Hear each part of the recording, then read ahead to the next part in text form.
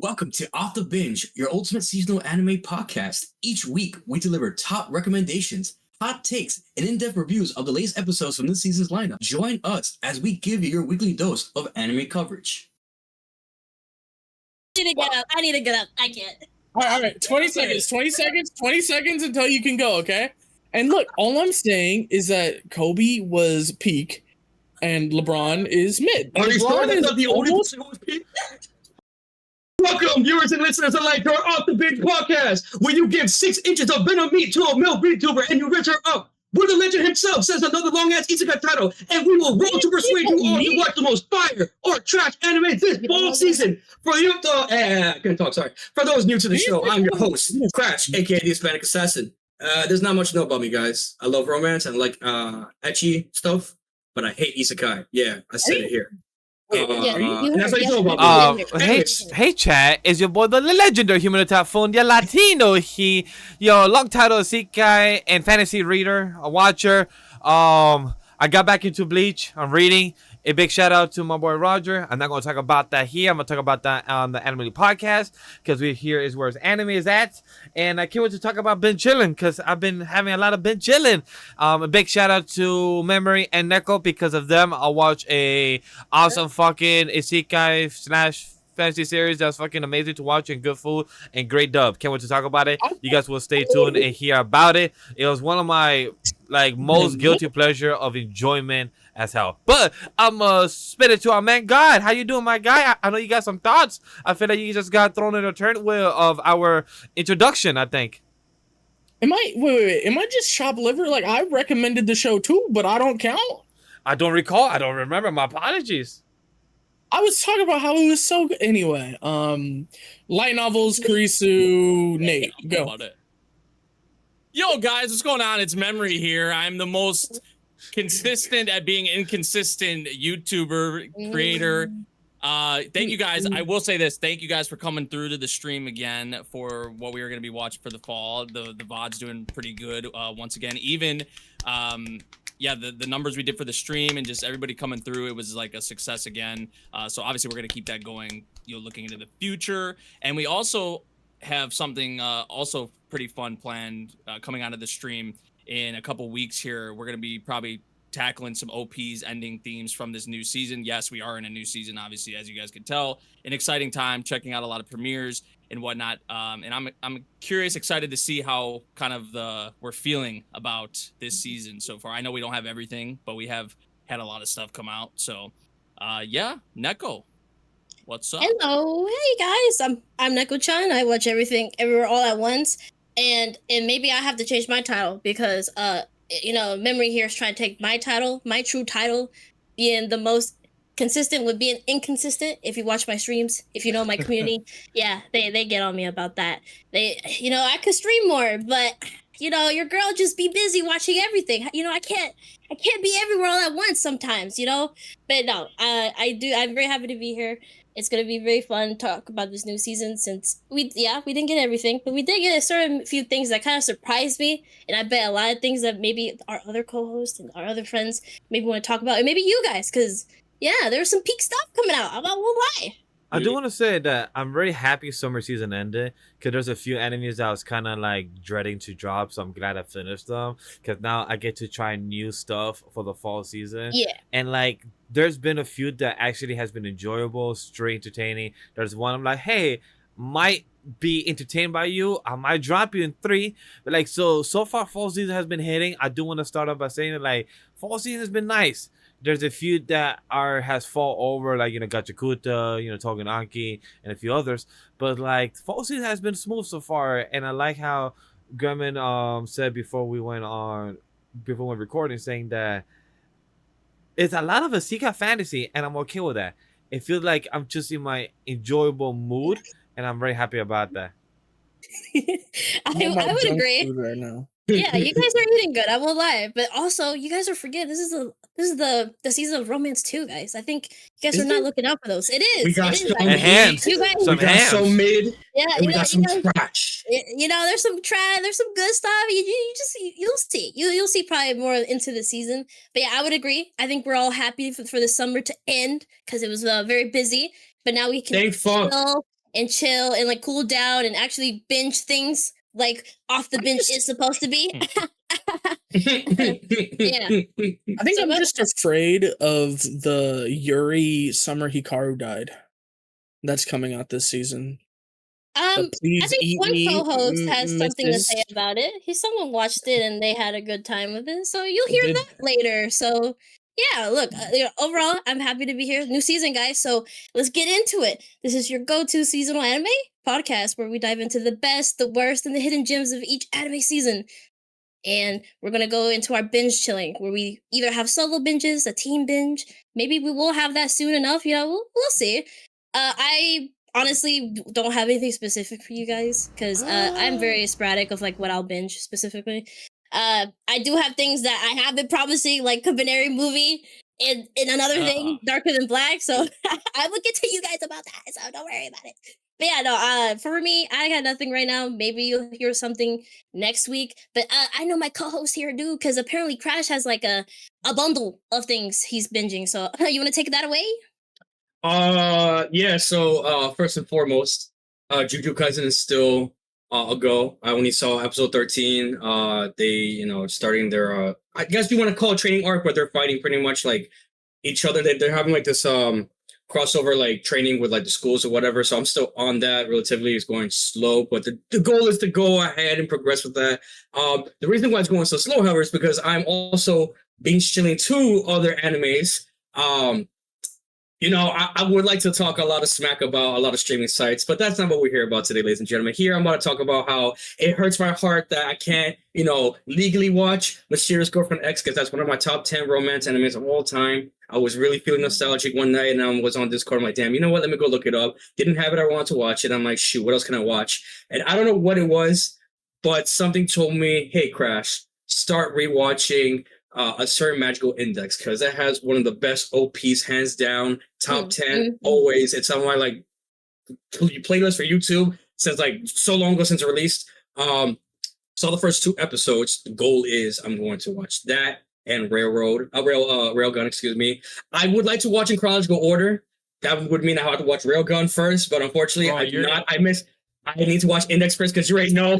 I need that. I need that Tsundere fix. I haven't seen my girl in such a long time. So I got to get back on that grind. But yeah, you guys supposed to watch chronologically. Railgun first, and Dude, Index. If you went in chronological order, like there's points in the order where you bounce back and forth between the two. Oh yeah, yeah, 100%. Yeah, which gets kind of like, it's cool. Like especially if you've already watched the series. Like I feel like that's like pretty cool to do that. But yeah, it's you're in for. I mean, right? You're yeah. If you've seen it, I mean, a lot of you kids, a lot of you newcomers don't even know. Like back in the day, for us veteran viewers, we had to watch that, on YouTube. We had to look up all the episodes. This is when Funimation was still out. You don't even know what that is all about. But back in the day when Crunchyroll had a competitor, DK, you had Funimation and they had the logo and everything. It was a great time back then. Shout out to them because they don't exist anymore. But you guys were, quote unquote, decent. Yeah, I'm binging that. And, I can't wait to talk more about that in, the following, podcast episodes, because I'm having a great time with it. It's a great anime. I highly recommend it. 24 episodes, 6 seasons. We're talking spinoff, 3 seasons for, Index, 3 seasons for Railgun. We don't talk about Accelerator because that shit mid as fuck. But what I will talk about, the big surprise that everyone's been dying to figure out, hey, Crash, there's one more anime that you're binging. What is it? And, your boy likes to go on Twitter a lot. And he likes to divulge and look at, animes that, that looks peak. And a bunch of clips lately has been coming up on my feed regarding a certain anime character and her time of the month. So yes, guys, I'm getting on that Tougen train ride. I seen that was peak, that clip. If you know, you know. And I'm starting episode 1. I couldn't, unfortunately, start episode 1 this week. I have been a little busy playing games. I've been, enjoying the time that I had to, finally relax and get on my Huni pop grind because, the Gooner got its goon. I got to play, Fear 2. I got League of Legends, Assassin's Creed, a bunch of games. So I will be more up to date and talking more about that in the next episode. I promise you that. But yeah, I'm sorry to everyone here that I didn't listen to you guys in advance. I didn't want to go on the hype train when it was mainstream, but everyone's can't say now that it's not mainstream. But me personally, I like what they're putting down. And yes, if I had to choose between all 4 girls, I would choose every single one of them. Vash, let us know. Since I guess you're not gooning like me, what have you been binge chilling for the week? I'm impressed of the Tougen Anki. I didn't expect that one. Very glad. If you ask me, would I rather you watch Tougen Anki or Gachiakuta? It's kind of a hard choice, but like not hard choice is a bad one. Gachiakuta, I'm not interested in. I already talked about it before. I know, just say at the very but least, like, which one would I rather rock. have you have seen? I'd rather have you have seen Gachiakuta, but I'm curious to see how you're gonna feel about Tougen Anki by the time you catch up and for us to talk about it on a weekly. So I'm really curious to see your thoughts once you catch up. I didn't see the most recent episode. I saw a clip of a certain nurse. So that's pretty interesting. I can't wait for us to talk about that later. Another big, Yeah. Big dice, bake oppa, save lives. Big everything. I still stand by that. The author needs to be 100%. looked into. Ray J, take notes. You already know what we need with your girlfriend. Come on now. Considering what that teacher did, hey, you want to see him? Here you go. Blop. Like, come on, bro. Like, okay, no, in trouble now. That author got something going Yo, on. hey, we could definitely talk about them more because I've got questions and comments. But for chat, what I've been doing for bench chilling, like I said earlier, a shout out to Neko, Nate, and Man God, because he also gave me some recommendation a while back, and probably I didn't listen, or probably I put in the back burner, but maybe I just needed an extra 2 people to put the extra recommendation on the top list. And I watched Campfire Cooking in Another World with my absurd skill season 1, and goddamn, the dub was amazing. It was an enjoyable blast just to watch and check it out. I highly recommend for anybody to see it. The dub, it was really good. I thought the dub for The Wolf was amazing. For Fell, it was a cute show about my dude literally having a food system of Amazon where you could get the food, the pans, the groceries. You have an item box where you could literally save everything, like a fridge, all the food, all the meat you have cooked. And it was just adorable how it felt. Just said that, hey, you cook some good food, I'm gonna become your bitch, but you're gonna feed me. You're technically own me, but I'm the one that could kill you anytime if I want to and destroy the city, even though I'm a legendary wolf. But I hate being called a great wolf. So very cute. The slime, Sui is adorable. I love how the goddess just wants to get food, and I love how they call him like, hey, can you do a prayer? And can you just send sweets and everything? Like, I thought I'm supposed to pray for you and not give y'all food out here. Like, don't worry about that. Just send that food, send that food, send that food. Like, it's like they're picking their own menu. It was adorable. It was funny. I had a great time. A big shout out to my wife who let me binge a whole 12 episode on supposed to be an hour day. So a big shout out to wife because I was not supposed to do that, but hey, I did it and it was an enjoyable blast. I had a laugh from ear to ear. I was smiling. That shit was a great recommendation. I can't wait for season 2. That's what it. I'm not sure if the sub or dub. I mean, the dub will coming out at the same time, so it'll be my first time listening to the sub when I check it out. Yeah, I don't know. I don't know about the dub. If it's gonna be same day or probably not. I would assume, but dubs usually never are. Some are no. It's pretty rare. I feel like. Yeah, but it is. Yeah, like you do see it happen here and yeah, there. probably might be like the ones that's like a week behind. There's only a few in the past summer season that was like on the same day, which is Gachiakuta, a Silent Witch, so Anki and a few others. To be X and a few others was very rare. But hey, they're starting to get better at it. But it was that great show, great season 1. I had a good time. I do recommend it for anybody. I gave season 1 a 8.5. Like on enjoyment, better than the new Kotesashi. Just saying out there, just putting out that 10 out of 10. Campfire Cooking, characters an A, storyline A, the visual animation 9. The opening was good. And the pacing was solid. So by an average score, it was 8.5. So I had a blast.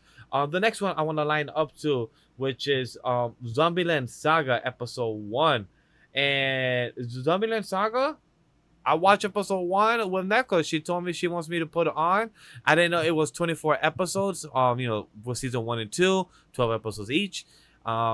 I knew about the show. I didn't know it actually happened with the meme of Chokun. I didn't know it was this episode or this series. Yeah. Yeah. Like what's funny, me and her were watching, and chat, if y'all ever want to watch the Neko, you gotta help her decide the show to watch, because she's so indecisive of what show she's about to watch. Wow. Because girl could take about 20 or 30 minutes to decide of what show she's gonna watch. I'm like, girl, you know what? Let's just watch this one right now. Let me help you make the decision for you. Because I said, hey, let's watch this one. She's like, I don't know. I'm not in the mood. I want to watch it. I don't know. I'm like, girl, let me just stream this shit. I had the opposite thing, because like I was watching a Symmetrical Index with Neko and Call. We got to the end of episode 2, and she was like, "Oh, you gonna keep going?" I'm like, "No, I'm tired." And I'm going for that. I stopped watching it. I'm like, "Damn, I could have kept going." But yeah, you just blue balling me like that. I was like, "Oh, okay, bet we're going down memory lane," and you're like, "Well, actually, no, we're gonna." Yeah, I gotta go. I see you guys later. Like I had the opposite effect. I don't know. I can't speak for that, but don't worry. Next time I stream it, definitely episode 3. I'll let you know. There we go, bro. But yeah, with Zombie Saga, I didn't know the truck meme was actually in this episode. It threw me off, because I was literally saying, like, imagine she get hit by a truck, because the way her house was, it looked like that was a street. See, in my head, I'm like, why is she just running straight? Girl's about to get hit. And then once I said it, like, oh, girl's about to get hit. Second later, truck hits. I'm like, oh, bitch actually died. Oh, is that where the meme comes from? Oh shit, she just gets hit, falling. And then I love how Neko during that scene, she looks perfectly fine, right? Like, just no type of scratch or nothing. I'm like, yeah, there seems to be no transition. And then girl looks like she woke up out of nowhere. We found out later. Perm. I forgot Perm was there. He was watching. Yeah, Perm was there. A big shout out to Perm. Perm was watching with us. He originally was there just to hang out, but they're like, you know what? I will join you. He was commenting, analyzing, just see what's going on. So it was just funny.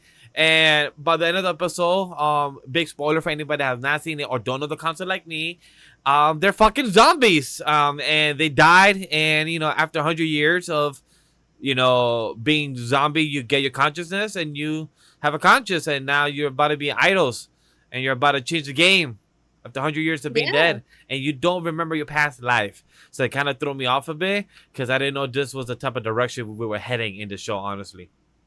I think what makes it very more interesting is that they're from different time periods, right? She's from 10 years, the other ones are from Showa era, like Edo, or they're from different times. So he's like resurrected these like idol, or like at least like he said, these legendary people from very different times. And then Tai Yamada is just legendary. You don't need to be, she doesn't need a reason to be legendary, all right? So yeah, I love that line. Why am I legendary? You don't need it, you're legendary because you're legendary. That's it. Let's just move on. It's great. I think you'll like it once we keep going down the road. It'll be fun for you. Yeah, especially with the movie coming out this season, which I'm very excited to see. We've been waiting. Yeah. I'm like, what? That's why, Chad, that's why I am putting on those 12 episodes to, see what's going on. I mean, those 24 episodes next couple of weeks. So you guys will probably hear. But I mean, hopefully next week I'll be doing season 1, or probably have gotten at least 2 episodes or something. Who knows? I'm not trying one thing or the other. But to move on, that's what I've actually watched. I'm going to just quickly announce that what I've been watching, or what I planning. A big shout out to Nate, because we were watching one of the Chinese anime in this fall season, and he said it was from the same studio of the people that did King's Avatar. I never have watched King's Avatar, so he put me on. So if anybody that go check down in the description below, there's our links or profiles for any list where you could follow us. And I just plug in all the King Avatar series. I heard of them, I just never actually seen them. I know that Nate said that he hasn't watched the rest, so maybe one day me and him could rewatch season 1 and 2, and then we could check the rest out. Who knows? That's probably a possibility. Chad, if you ever want us to have a little bench in a conversation about that, let us know. The other thing is that Dragon Raja season 2 is still airing. The next 12 episodes are going right now. I'm about to binge watch the first 12 episodes this coming week, because I enjoyed season 1. Remember, Chad, the only reason I watched season 1 is because of a short that I found on social media, and that one clip made me binge watch season 1, and it was a good, I believe, 14, 15 episodes, so really enjoyable. I can't wait to watch season 2. Heard it has been good so far as well, so I'm gonna binge watch that. Really excited for. And the last thing, opening was sick. Oh my god. Yes, I remember you showing us opening. Actually, it was really good.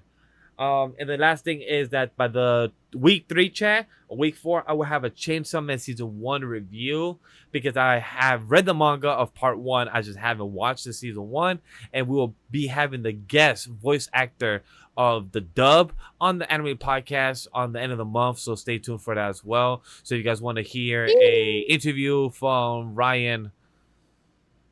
Fuck, I forgot his last name. My apologies, chat. Come on now, you know this. I believe in you. No, it's a tip of my tongue. I'm not gonna remember right now. But it's the voice actor of Denji, from Chainsaw Man, Ryan. So go check that out. It will be on episode 200 most likely. So Ryan check that Cole Levy. Yes, got you. thank you very much, Neko. Ryan Cole Levy, I appreciate it. So I'm very excited for Chainsaw Man. Can't wait to check it out. And for the next couple of 3 months. For the full season, I plan to finish anything of the last 3 seasons. I didn't get to finish because I was lazy from episode 8 to 12. I didn't get to finish a few animes, so I will literally be finished them and announcing them throughout the next couple weeks during binge chilling. But that's all my binge chilling. 2 that I did see, and a couple that I put on my planning. One I'm gonna binge for next couple of weeks. So I can't wait. I'm excited. How about Grem? You got something for us? Yeah, so you mentioned Campfire Cooking. I actually rewatched it because the trailer had him having like a baby dragon, and I was like, did I freaking forget him getting a baby dragon? So baby dragon. So no, baby dragon. Yeah, Joey Wheeler out here. But no, so I literally rewatched all of it because of the dragon in the trailer, and it kind of threw me for a loop because I don't know, watching that trailer, guys, did it not feel like the dragon was just already part of his party and like Oh yes, we were supposed to know that? Like I was so confused. There was an egg, and I just guessed it no, hatched over the but time. thing is that No, it didn't. when I hatch. watch it, Oh. and I told Neko that I watch it, Oh, she yeah, you asked did me, say you did she say asked it. me, like, hey, by the way, was there an egg by the end of the episode? I'm like, no, like, she like, you sure? Like, I literally just watched it, so I could tell you 100% there was no egg, Yeah. there was no dragon. No, I'm talking at about the in end the of episode trailer. I'm sorry, I'm talking about in the trailer. Oh yeah, in the trailer Yeah. probably there is, and that's Yeah, how we get yeah. to meet it. But most No, I likely, did ask you this. most likely we're meeting in episode 1, and it's gonna happen Mhm. quick because it looks like the dragon is all homie, or maybe they had a time skip. Who knows? I don't know. I was just looking, and I'm like, did I forget the dragon? Like I Same, was I feel so you. confused. So I literally rewatched the entire season, and I watched the first 3 episodes with a friend.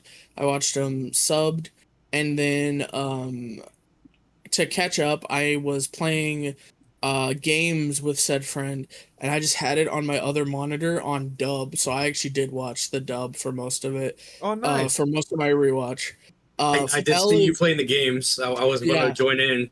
I was playing some League. Crash eat his heart out. He keeps trying to join, but doesn't join for some reason. The road to gold is a hard one, my friends. Oh. But no, I ended up rewatching it, and I think the whole time Fell's voice actor is a main character in a different anime, and every time I heard him talk, I was like, "Is that Denji? Who is that? I know that voice." Like the whole time, I ended up looking it up, and I completely forgot who it is. But no, it is the main character of some anime. I forget, but Of it the was just dub, really- it was Legoshi. Yeah. He's the main. it's Legoshi. It's Jonah Scott. Yes, right? it's Jonah Scott. Correct. Yeah. Yeah. So it was super recognizable to me, and I was just like, it's so crazy. Like I'm listening to this voice, and I'm like, surely, like I know this. Same. And when I I looked it felt the up, same.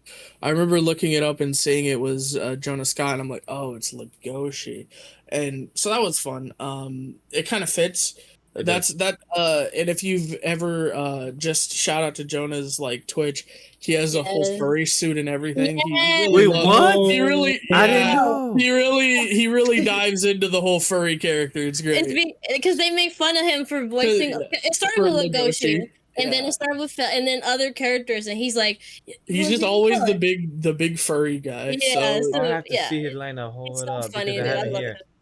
it. Legoshi. He's great.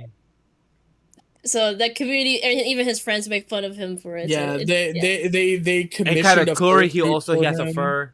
Yeah, Yeah. Katakuri. Yeah, you're right. They commissioned a fursuit for him, and he has it. He wears the hat. I think for a while on his Twitter, he had just him in the fursuit for his Twitter icon. It was funny. Oh my god! Yeah. I have to pop into the Switch one day to see It's that, funny. or see some type Yeah. of old clips on, because I have to see that. That's so cute. But yeah, so it was a lot of fun to re-experience that show. It was just it's such a fun time. I'm excited for season 2, which hasn't come out yet, which makes me sad. But yeah, that's all I got up to. Actually, my binge chillin is also to bug Vash as much as I possibly can for ReZero and Mushoku. That's Vash and Crash, because if they're not done with it by the end of this season, like, I give up. So they're gonna catch up. Yes, If I chat. see at least one episode of Mushoku Tensei in this season, do I get the free? No. The full season You of gotta season free. 1, do you give me the free? If you finish the whole full season, season 1, yeah. Challenge accepted. Challenge accepted. Okay. I'm sorry. And- It's that- And Vash might stream again. I know it's been 2 days or whatever the fuck he's gonna try to say when we record the next time. It's been 1 day. Like, bro, it's been a year. Nah, it's been like a day. It's for continuity, guys. Trust me. I mean, what Listen about as your bitches. binges? Is that it? We just my talked about binge- it, guys. We just talked about this. My binges are getting on them about their binges, all right? Some good ones, some good. good ones. But I guess it's like that's all then. Not bad. Yeah. Okay. And a All right, forgotten well- one, our forgotten one that Yeah, I you know don't that have never any. could be. Oh, you don't got any. No. No. Memory has no Oh. memories of him watching or binge chilling anything this week. Is crazy. No, honestly though, I do want to like catch up to a lot of the manga because like I'm not gonna be watching. I'm probably watching like half the amount like I watched last season. So I feel like I will end up having more time to like, because there's a lot of manga I'm behind on. Like Halo. like I'm Yeah, that's his favorite manga, guys. I'm behind on That's like free manga. I'm behind on Blue Box. I'm behind on like Gachiakuta. I'm behind on Grand Blue. I'm behind on Chainsaw Man. I'm behind on Space Brothers even. Yeah, like I'm behind like on a lot of stuff. So I would like to get caught up with a lot of. Yo, those guys, we might because- get a manga stream on Nate's Twitch channel where he will be reading manga Whoa, on his whoa, green whoa. screen as well. Who knows? That's a possibility. Nice. No, Oh, there's a hold on. better chance I watch some of the like a Kame ga Kill or Magi. There's a better chance of that happening. before I get manga. Naruto? Speak on that. Speak on that. Naruto, yeah. I think he forgot about those shows, to be honest. Okay. Hey. Oh, Oh yeah, no. So also I forgot one other thing. My goal for the end of this recording. So everybody, this is for you guys to understand, and I want you to put in the comments whether I succeeded or not. Okay. My goal is to get Memory to watch at least 3 more shows because he's slacking on some peak shows, Chat. and then Let us know. That's Does not that how it work? goes. we'll see. Hey, but you know, No, talking I got Neko backing me up. Don't worry. And then to get these 2 scrubs to finish Mushoku and ReZero. Well, okay. I think I would with Mushoku. but don't worry, Hey, chat. we'll see. Hispanic Assassin Yeah. stays on business with this. Don't worry. It's okay, but there's plenty of time. So hey, just like just put it on your book, the back burner. You're fine. But all right, I think we're gonna head on into our anime spotlight. So be advised, audience and listeners, our main topic of our show is gonna be talking about what came out on September 22nd through October 5th. So if you haven't seen stuff, it's okay.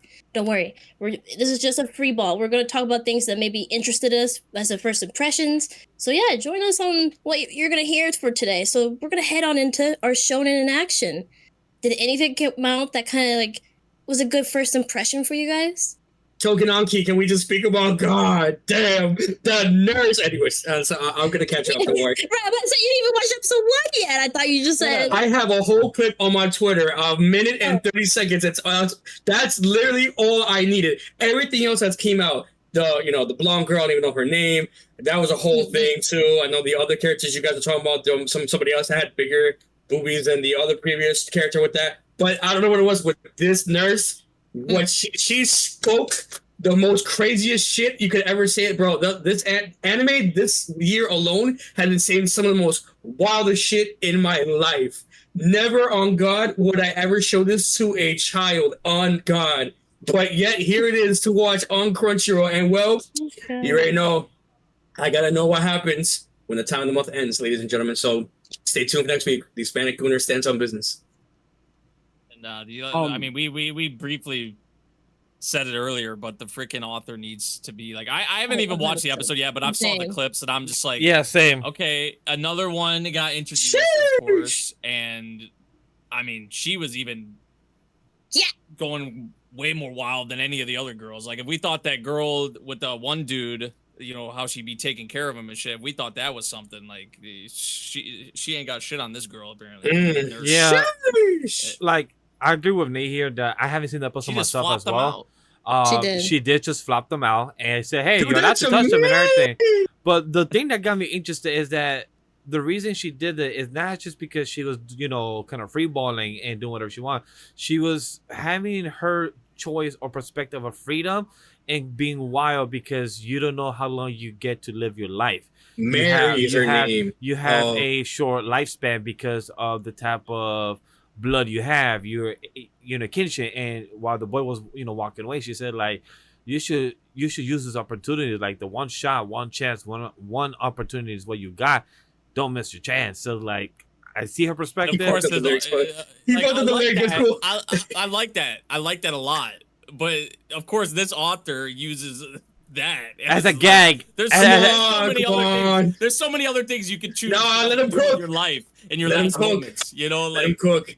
I don't know. Like, no, I get you. That's why that's why in my head I enjoy the comedy. I ignore that. But by the end of the clip, is the part I enjoy the most is the line in her perspective. Did her actions and everything make count and everything? No, I don't give a fuck about the Goonie aspect of mine. But I appreciate her perspective because that's what we said, the adult perspective of how she see these kids in the lifespan because of that reason and why she acts the way she acts. So that's the one thing I appreciate. I don't know the full context of this episode, haven't seen it, but I did enjoy episode 12 of them doing the training and everything else. The whole type of music, not the museum, about the stadium, trying to be in a camp, trying to do like a fire drill, and you know, just be accidentally, you know, this is horror season, this is horror month. Don't scare, knowing that somebody might slap the shit out of you without knowing that they're scared of zombies / ghosts, or they might just throw a whole bazooka inside the gymnasium and just, you know, blow it up. There's I will say it is kind of like, I know I mentioned I haven't watched the newest episode, but I know I did see the new opening. And it is kind of sad, you know. It is kind of sad. We have to leave the first one behind because I love the song for the first one. Even visually, it's nice, but I really like the song for the first OP. And I think with this second one, like, I like more visually, but I don't like the song as much. Oh, really? I haven't listened to it yet, but okay, I did haven't listened to it. Yeah, so I was gonna ask if y'all like y'all's thoughts on it, but and it has an ED because I also did enjoy the ED. I haven't heard the ED. Oh yeah, I haven't heard the ED. Actually. Yeah, I've only saw the OP, and I liked it, like visually especially, but. Yeah, I'm gonna miss that first OP. Same. Bro, we were singing that all day today. Yeah, like, yeah, it's gonna be. I've said it, like, that's probably the oral cigarettes, like, best song since Noragami season 2, and that was like almost 10 years. I remember you saying that. So, that's a throwback. Yeah, 100%. So, no, I would agree. Yeah. I guess anyone have anything for Tougen Anki? No. I'm ready for more Gooner takes next week. Go ahead, Grem and God. No. For Tougen Anki, I don't got anything. Okay. But for Gachiakuta, just before we go into our new impressions on like new stuff, like our first impressions on the new stuff, I just wanna bro, why the fuck, man? Why do I gotta know Amo's backstory? Couldn't we have skipped it? Like, I don't wanna hear this. Like, bro, man, what the it's messed up. It's messed up. It's messed up, dude. Like, at first, it didn't hit me until by the end of the episode when the scene was happening. I kind of visually understood it, but I didn't fully grasp by it. If that makes sense, like I didn't fully cognitively solve the puzzle of what it was trying to portray until by the end of the episode. I'm like, oh, I see. even with the mean, visual of it. I Like feel them, it was you know, pretty graphically shown what was Yeah. happening. but Like, like you said, it didn't process for you until the end. You're like, I oh, was that's what he. I, Oh, okay. I was trying to believe the good side of still anime, not that like I already went Oh. through kind of like 2 deaths in 2 animes Oh. that that me and Neko saw. I didn't think 2 deaths were gonna happen back to back, or even in those type of animes. So I didn't think something graphic like this would be in the story until like when like I said, like my brain didn't really. I was trying to, I was trying to think positive, like, oh, I don't think it's that bad. But then, wait a minute. Oh, that's what they were trying to tell us. So like my brain was Yeah. trying to be too positive, and I was trying to think like it wasn't trying to think of the worst, in a way. No, I think it gave you that eerie feeling throughout, right? Like even in the Yeah. beginning stages, you can tell. I think my I wouldn't say like my favorite, but I think what started it is like the screen of her talk about like, oh, more clothes, and it's like she's aging throughout, and you see her hands kind of go lifeless, right? And it's like really sad, and you can tell like, oh, she's been through this since the day she was sold, and it sucks. And even him could like kind of convincing her like, oh no, this is love. This is don't worry, this is a love ritual. This is you love me, I love you. Yeah, it's just it's very sick, and it's so sad.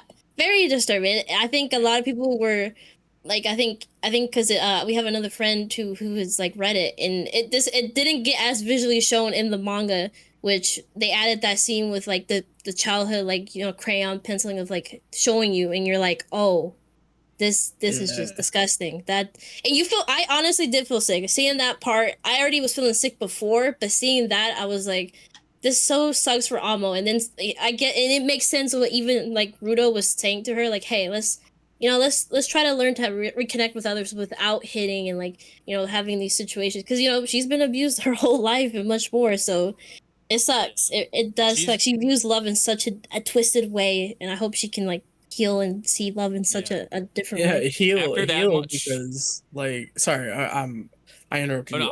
I was just gonna say, after that much time, like when you're raised that like that's like a big discussion about like nowadays, like how a lot of kids are raised, you know, and just like how they end up going down the wrong path. Like for her, like her situation being like she was a couple years old, right? So like growing up that you're for 10 years, probably over 10 years, of her like living like that, like it's gonna take a lot of time for her to like heal, for sure. Oh, 100%. Yeah.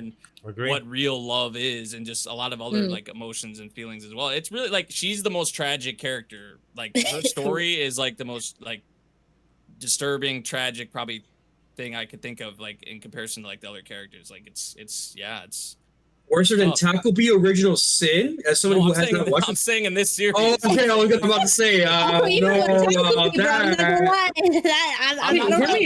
I'm not trying to power scale like. Yeah, trauma. I'm just saying in this series, like she's a character. Like once you got this, it's like okay, like I think everybody's like, oh, must protect, you know, like people. I saw people even on like Reddit and in the forums, they were like, "Amo, get behind me" and shit like that. Oh, that's so sweet. Like, and people had like pitchforks and shit. They're like, "Amo, get behind me!" Like, oh, that's sweet. I was like, yeah, I felt that shit. And then it's even worse because like y'all are talking about her healing, bro. I don't think she's gonna get the chance because like we didn't get to see what happened, but like at the end of the episode, it seems like she got her boots taken from her, and like we don't even know if she's still alive. Like I don't know. It's just like I was catching up to some stuff because, you know, I needed to catch up to some things, and because of that one episode of Gachiakuta I didn't watch, which ended up being the best one to have come out so far, I was like, all right, fine, I can't miss this episode. I watched it and I regretted watching it. I didn't need to watch that today, you know? It was like, damn, like it was pretty shit to watch, to be honest. Like it was painful, like the whole everything going on, and it's like and I understand like what you were saying, Vash, like the not wanting to like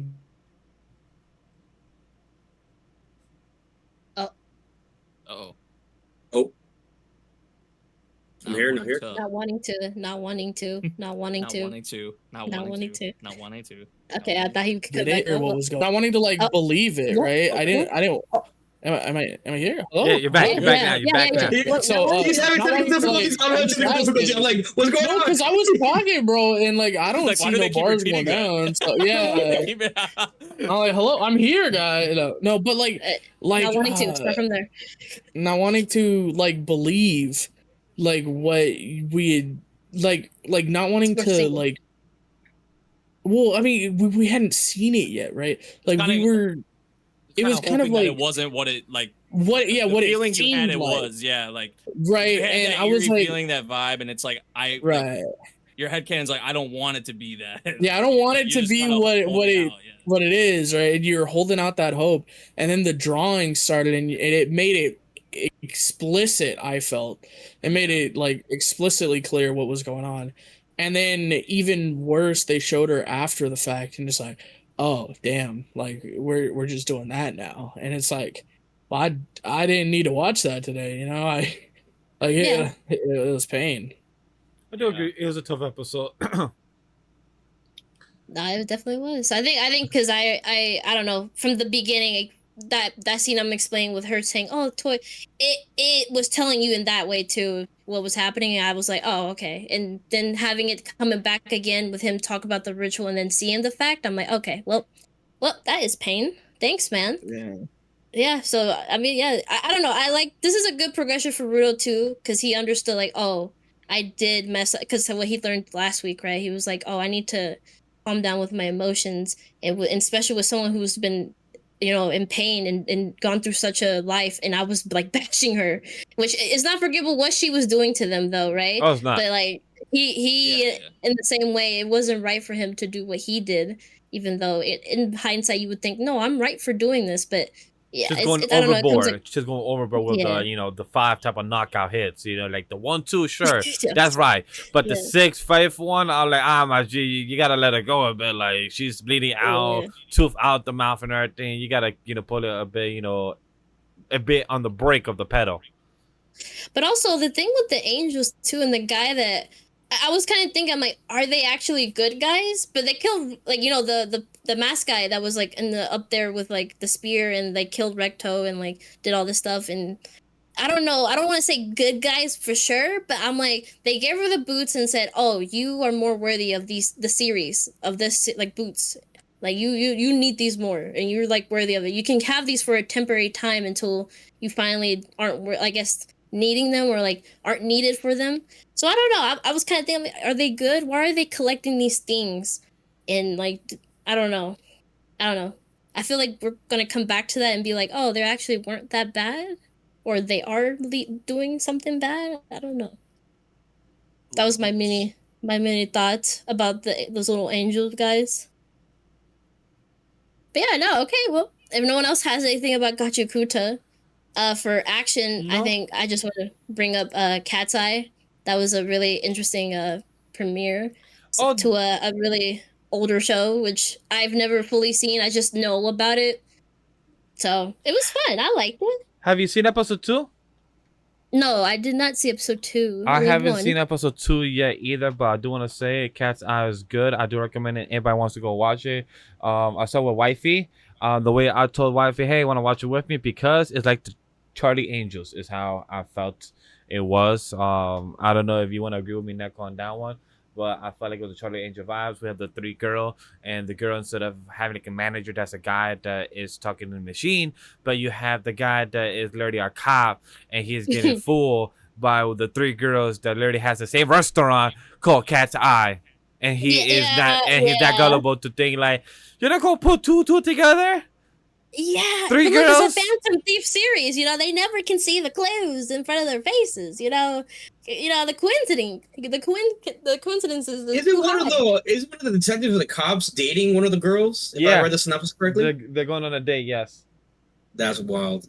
Hashtag totally spies. If you know, you know. Yeah, That's also a good example. Totally Spies is Yes, another good example. sir. yeah. Yes, sir. I think too. I like the like usually with these Phantom Thief stories, they steal artifacts and like art or whatever for like the greater good and stuff like that, right? Which in this case, they're stealing them because it belonged to their late father, and they're trying to find a way to contact him again. And they think like, oh, if we collect all his like art, we can like maybe he can like reach out to us one day, you know? So that I don't know, that was kind of more different than usual. I didn't know that was the premise. I thought they were just, I don't know, doing it for the greater good, but to see that, like, no, they're actually doing it because they want to talk to their father again was interesting. So I don't know. I know this is from the creator of City Hunter, and I've always heard good things about City Hunter. I haven't seen City Hunter either. I've been wanting to binge it, but I think City Hunter is more like a buddy cop kind of. Yeah.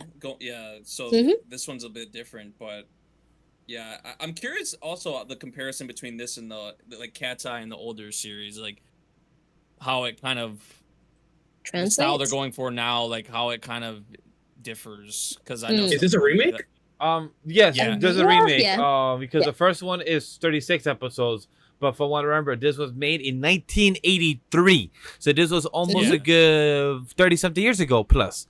So this is a remake with new animation and cleaner of the filler that they flesh out more, because you know this was 36. I'm not sure if Cat's Eye is gonna both be a full 12 or be a full 24. I don't know about that, but that's all I heard about it. I think 12. Yeah, I am gonna try it out. I haven't got to it yet, but I'm curious how I'll feel about it. Potentially, maybe even during a hotter flop. Who knows? Time will tell. Time will tell.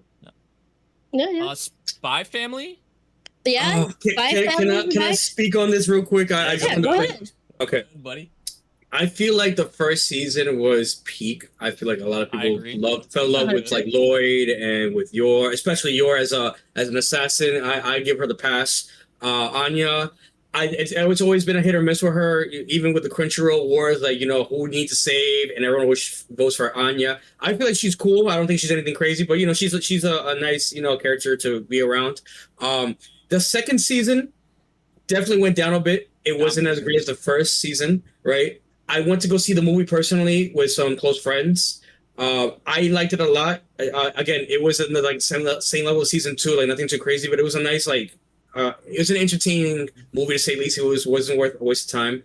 The third season is personally mid, because what you're seeing here is the exact same characters doing the exact same shenanigans. What? But you say season 3's mid?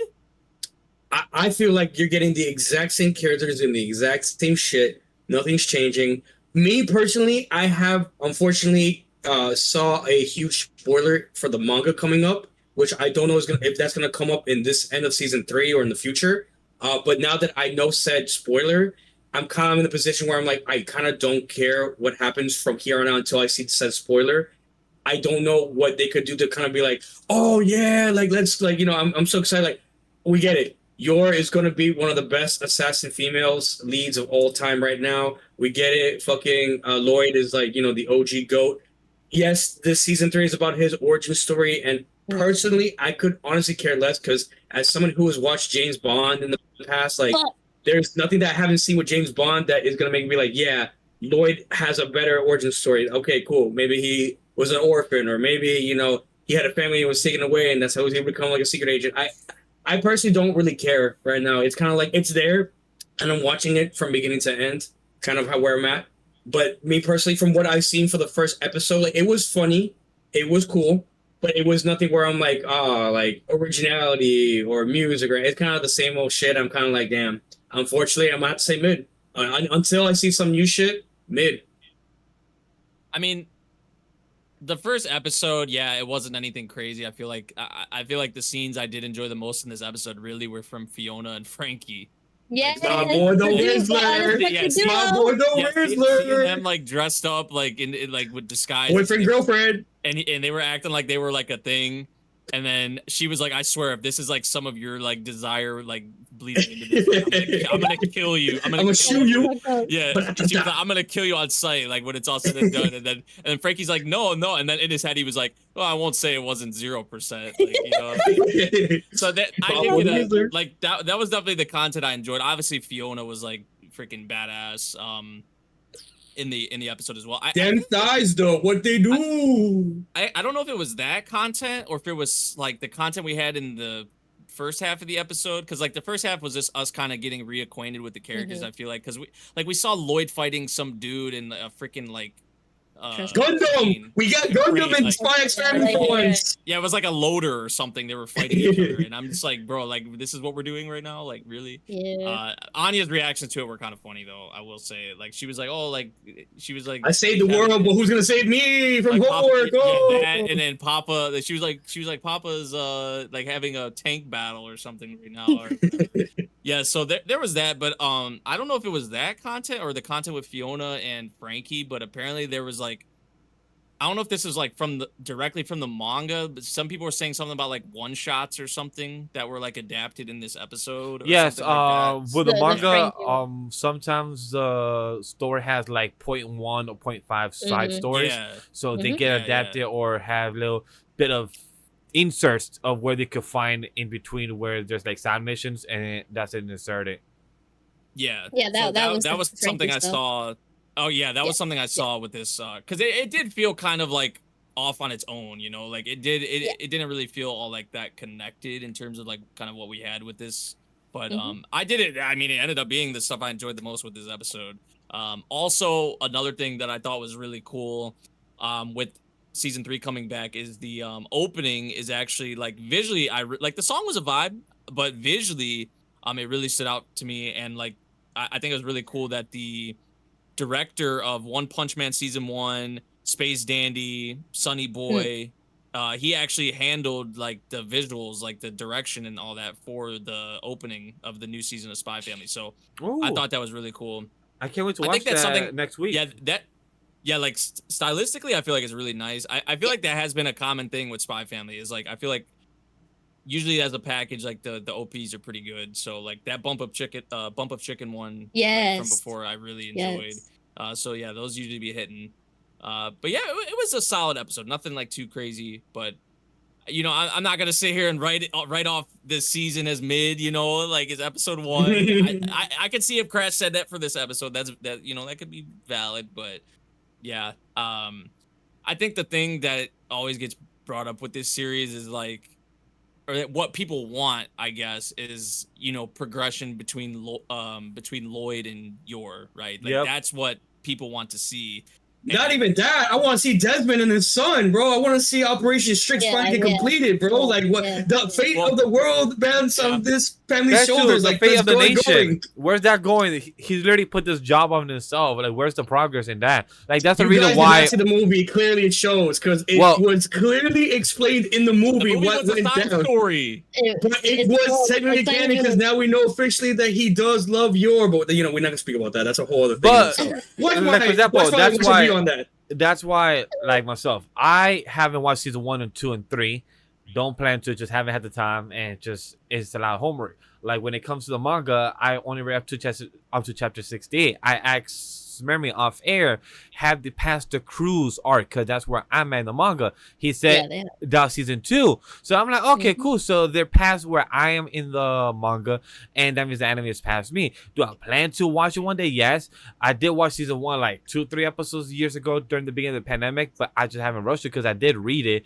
But the only reason not saying that I drop it, I pause it, is because the manga has a lot of habits of literally for 4 weeks of chapters they would have 0.1, 0.7, 0.6 chapters instead of progressing the story. Yeah, well, not filler, like, you know, side stories of the other characters of what they're doing in their daily lives, which is not a bad thing. But if you're trying to read the manga, you want to see progress, but not like fucking side story. Yeah, like side stories 0.1, 0.3, then 0.7. Like, motherfucker, can we get chapter 41, not chapter 40, not chapter 40, 0.3, 0.7 each week?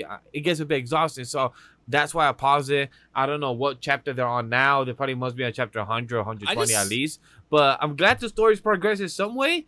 But it looks like it still is the same of like, does she love me now? Does he love me now? And Anya still hasn't told anybody about her powers, and it's still the, you know, the cute funny gags. I just don't see like even what we've had with the anime. Like I know people, that's what people want, but like if it happened anytime soon, it just wouldn't even feel right. I feel like even at this point in the anime, we're like, not getting peaked this season. Just So I Dragon. remember. there hasn't been that progression. Like there hasn't been that feeling of like, at least for me, I don't know, like any like romantically at all. Like that. Yeah. That's something like that. No, would we're not, and we're not even gonna get further- that. No, Please that's quote what me- I'm saying. Like it would have to be way further down the line. Like because that I don't know. The synopsis for season 3 is literally focusing on Lloyd's origin stories as a child and more side stories with I Anya. am That's interested in literally that. what it said. I am interested in the Lloyd backstory bit, but we that's gonna be next episode for week 2, so stay tuned on like our conversation for that. But like me, like I said, me personally, like I'm gonna have a good time watching it. I'm not saying it's bad by any means, but again, that peak in season 1, we're not gonna get no time soon, and that's kind of what I've been really fiending for. And I mean, the best I got was the movie, like realistically. So if we get anything interesting, I highly doubt it's gonna be season 3. I really don't. If I do, if I'm wrong, cool. Hey, anybody, let me know. But again, from what we see in the synopsis, what I've read personally, I'm not holding my breath. I'm not expecting nothing crazy no time soon. Please quote me if I'm wrong, but I remember reading a couple years ago when I first started the manga that the author said that he could take this manga up to 300 chapters or so. Yeah. So so if Nicho's agreeing with me, that means I remember correct information. So that means me like, hey, he wants to go for 300, 400 chapters. So that means some type of my hero numbers of episodes that's crazy. and story length. wasn't I this mean- also the same author who said he didn't even give a shit about his own characters? That I Well, don't recall.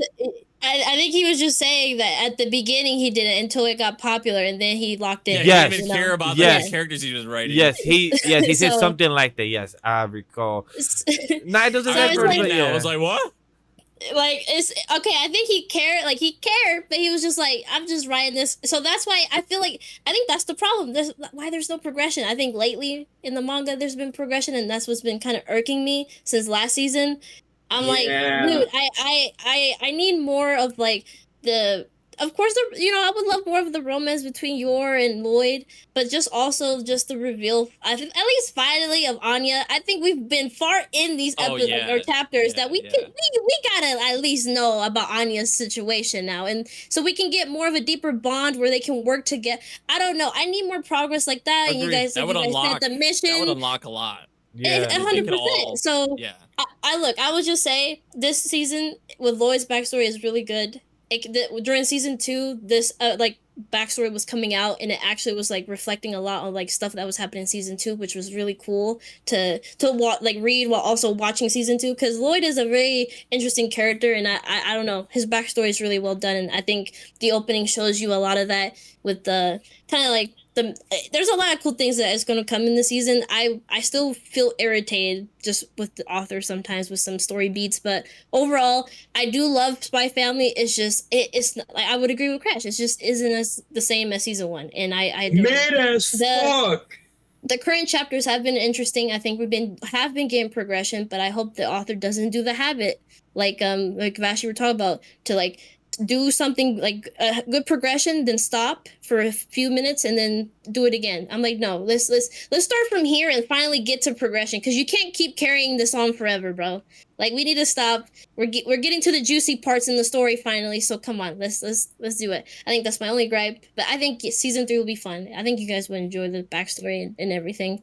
But yeah, I think that's my only gripe with Spy Family as a whole, is that I just needed to progress. Like, it's annoying at some point when you read it. Come on, man, don't be like Reggie's girlfriend in the manga. Reggie's already doing that himself. Don't be a copycat. Yeah, let him stay in that. Let him stay. Stay in his lane, bro. Come on. Yeah. Come on, on. know your place. Well, okay. Well, all right. Umamusume. I think someone has something to talk about that. Yes, Talk sir. about fast and speedy and Me, some progression. Manga Grem, the floor is yours. Please speak on this. So yeah, Umamusume Cinderella Grey. We got the first episode. Yo, just give me a thumbs up when he's done. We All right, go ahead. we went and visited March because it's been a minute since we've seen March. March been in a little bit of a slump, but then she gets woken up by our girl out here fucking performing and looking like a badass. She sits there and gets challenged by this one peon. Comes over here acting like, oh, you're chasing He a really ghost that isn't even here no more.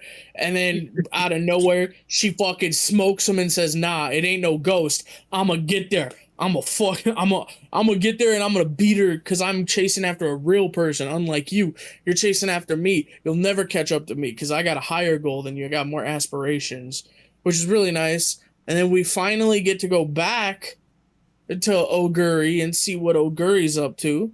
Oguri out here making moves, making a name for herself. She gets challenged because, of course, there's somebody who wants they run back, and she sits there and goes, "Actually, B, no, I'm not gonna race you on that. I gotta race. My next race is this one, and then the race after that is this one." And everyone who was there clocked it. Wait a second. Those are the 2 races that Tamamo Cross said she's in next. And it's like, yeah, because I don't give a shit about you. You're a fucking peon. Who the hell are you? I'm going after Tamamo. That's who I want to take out. So yeah, we got some fighting words thrown out. I'm excited to see if Oguri is gonna come out and fucking take out Tamamo Cross. Finally get her run back. So we working with it. As for the OP kind of it happened. I don't really have nothing to say about it. I'm getting so distracted by my co-hosts that have no idea what's going on and they're just dancing. No, we're vibing for you. So I'm so sorry. I'm so sorry. I wasn't trying to distract you. I was trying to hype the moment. Since right now, like you're trying to split the fires. Since it's just Utah, I'm trying to get the backup dancing. Like, yeah, here's a movement, chat.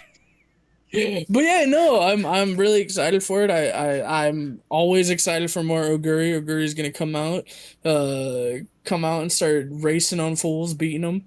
I can't wait for Oguri and Tamamo to face off once again. Oguri's apparently working on her stamina, so let's see how that works out. I have a quick question. My question is, Nate, if you want to come back, you're good to come back. You're good to come back. Okay. So my question is, in general, so this is not just the anime itself. When it comes to Umamusume, is this story like involving the current horses still like racing and alive, or is it like a type of future shit, or are they? Well, every horse in Umamusume except for one is dead. Yeah. Because one of them. I remember you guys already talking about that, but like the current storylines, are they talking about current races that has happened 2 years ago and they're adapting that and they're turning into a story, or they're like races you can go back and watch. They're races you can actually go back and watch. Okay, they're like 20-something years ago. I think it's in the so like 20-something years ago. That's what I wanted to know. Yeah. So not like just 2 years ago, like 20. Like you could literally spoil yourself on the whole series by going and looking at the results of the races. Like you literally could, which is like crazy. Understood. Which is funny. I did it for season 1. Going back and watching like some of the races, like Oguri Cap's like first race, and it was like pretty cool to watch like some of the old ones.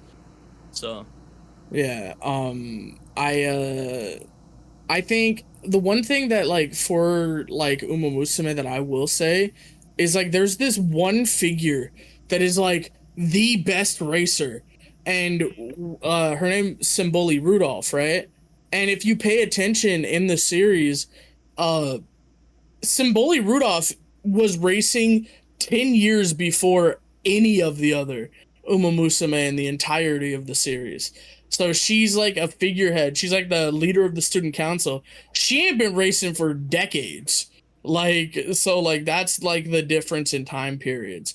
That's why like Oguri is only ever really racing like March and Tamamo Cross, because they're not in the same time period. Like we're never going to see Special Week going against Oguri, because Oguri was dead by the time Special Week was coming up.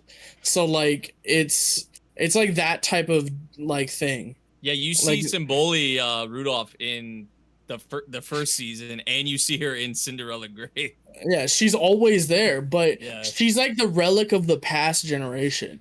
Like she's the old ace, and everyone's just trying to catch up to her. Yeah, it's dope. It's dope. Yeah, it's pretty cool. I'm glad. I'm glad the OP. I'm glad the first season was good. I can't wait to watch the OP when we do the stream chat in 2 weeks on April 14th. I said April, my crazy dumb man.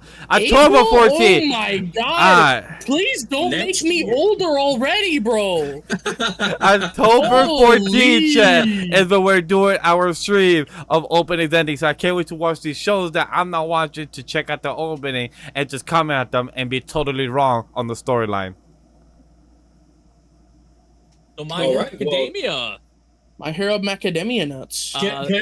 Can I go first? I Yeah, want go to. ahead. I'm gonna be doing what Nate did since I haven't read chat. I'm gonna be FYI for your information. I have not read chapters 384 to 402. That's what this episode's covering. 400. So I'm gonna have my headphones off. I'm gonna still, have them talk. Wave at me, thumbs up, Gotcha. shots fired. Do whichever you guys need to grab my attention. Enjoy the conversation. So again, for those who saw season 7 last, I think 3 seasons ago or 2 seasons ago, whatever it was, I thought this episode was going to be the episode where All Might dies. Big spoiler. Oh yeah, he's done this. No, could be next episode. Could be even the episode after that. But this is it. Your boy Dunzo's. All for one, giving him the smoke. We really don't like to see it. We don't, but it is a sacrifice needed. It is a damn shame because I know Deku's gonna bawl his eyes out as usual. The only takeaway from this episode, besides the smoke being thrown between each other, which again we saw in the previous season, the last episode, going now into the first episode of the final season, was Invisible Girl. Boys, let me tell you, everyone was waiting for it. Yes, sir. You already know. I saw that panel when it came out. I saw that panel everywhere on the timeline. Yeah, that was it. I mean, other than that, there's not really much to say other than just be prepared because that's going to be a conversation. You really think All Might's gonna die, bro? This series ain't killing off All Might.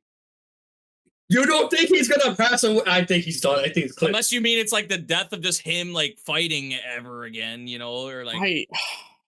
Dude, this series is not killing off All Might, bro. Like he's done those. That's it. He's bye. The manga's done. If it's any takeaway from that, if he's in the ending, this does feel like it is like his last stand, like for sure, right? Like it does, but I do not see the series killing him off. Like in terms of him ever fighting again, like this is probably it, yeah.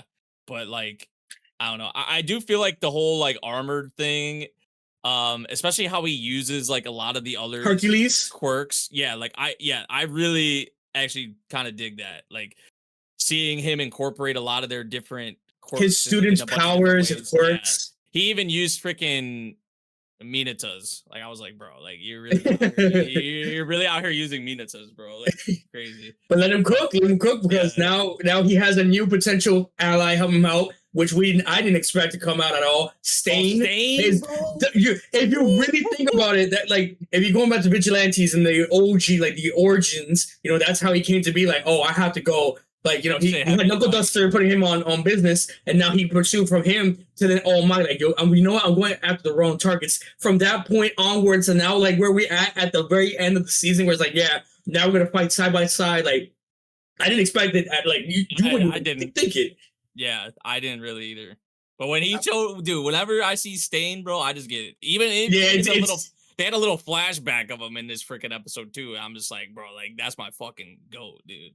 What do you stand for? I'm like, oh my god, like he's a villain. He's standing on business too. Yo, this season started off very, very strong. I'm very excited to see how this finally ends. I enjoyed like the fight. Some people may like hate on like Armored All Might and like say it looks goofy and whatnot, or like I just think like like maybe it could look. I think at points it does look pretty dope, but also there's points where I'm like, man, like look at what you've become, All Might. Like look at the state you're kind of in now. But like the way he was using, like I said, a lot of their quirks and whatnot, like how obviously they had to put a lot into that to be able to incorporate that. Like I thought that was pretty dope. The Stain bit, the Hagakure bit, obviously we saw like towards the end with Aoyama, like that was pretty dope. Like I said, I had saw that panel or whatever like on the timeline when it came out, so like I wasn't really like surprised or anything, but yeah, that was still pretty cool.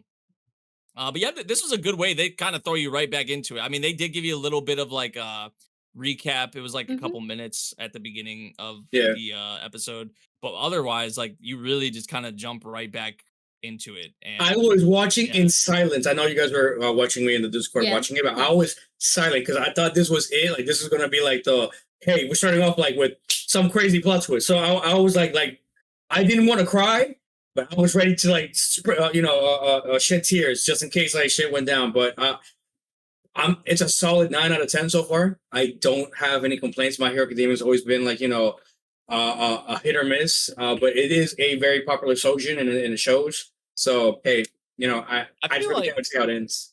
I feel like even like season 5 was by far my least favorite season out of all the seasons, right? That was the one with the food, the festival, whatever, the school festival. Or no, that was season 4. 4, yeah, with La Brava and Yeah. That was solid, right? Season 5 had like, I think it was like a training arc. Like half the season was a freaking training arc, I believe. I don't even remember. Like I literally just wiped like a lot of that season from my. It was season 6 where actually it got way like it turned 180. 7. Like, yeah, it's been that was turned 180. I feel like it's been like. From the villains, actually, like just like you're seeing their perspective and everything, and like how they just want to like the Toga and the Toga, twice that he shout out to my boy, like we hate to see it. Like I'm curious how I'm gonna feel about the ending, right? Because like it's been building up a lot of momentum. I feel like it's been hitting again, and then even the beginning of this season, I'm like, okay, like they're coming in with some heat. Hopefully they can keep it up, stick like the landing, for the ending. Also, it's also please. It's also cool they brought back porno graffiti for the opening to kind of. What did he say? That's the name of the group. That's the name of the. I was like, okay, I like who the fuck? Like, the fact they came back for the new OP, like to kind of have it come full circle and even repeating some of the lines. It was cool. They said in like the first OP. I feel like that was actually really cool too. I'm ready for that bump a chicken ending theme though. Yes, sir. Yes, sir.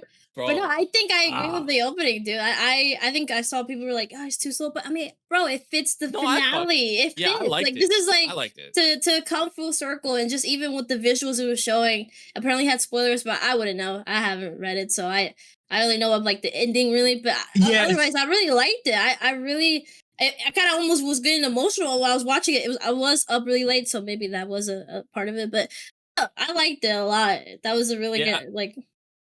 I think it's a good way to send off the series for sure.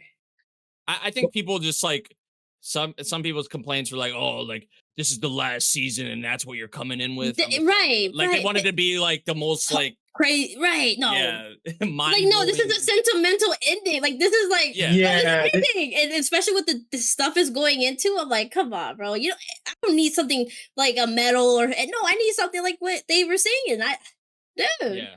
See, anyway, it's. I feel like for a lot of diehard like My Hero Academia fans, like this is gonna be a hit or miss because I know a lot of them also haven't read the manga, and I know there's a lot of controversy when it ended. I personally was not spoiled, thank God. So I don't know what happens at the end. I would assume Vash in the same way too.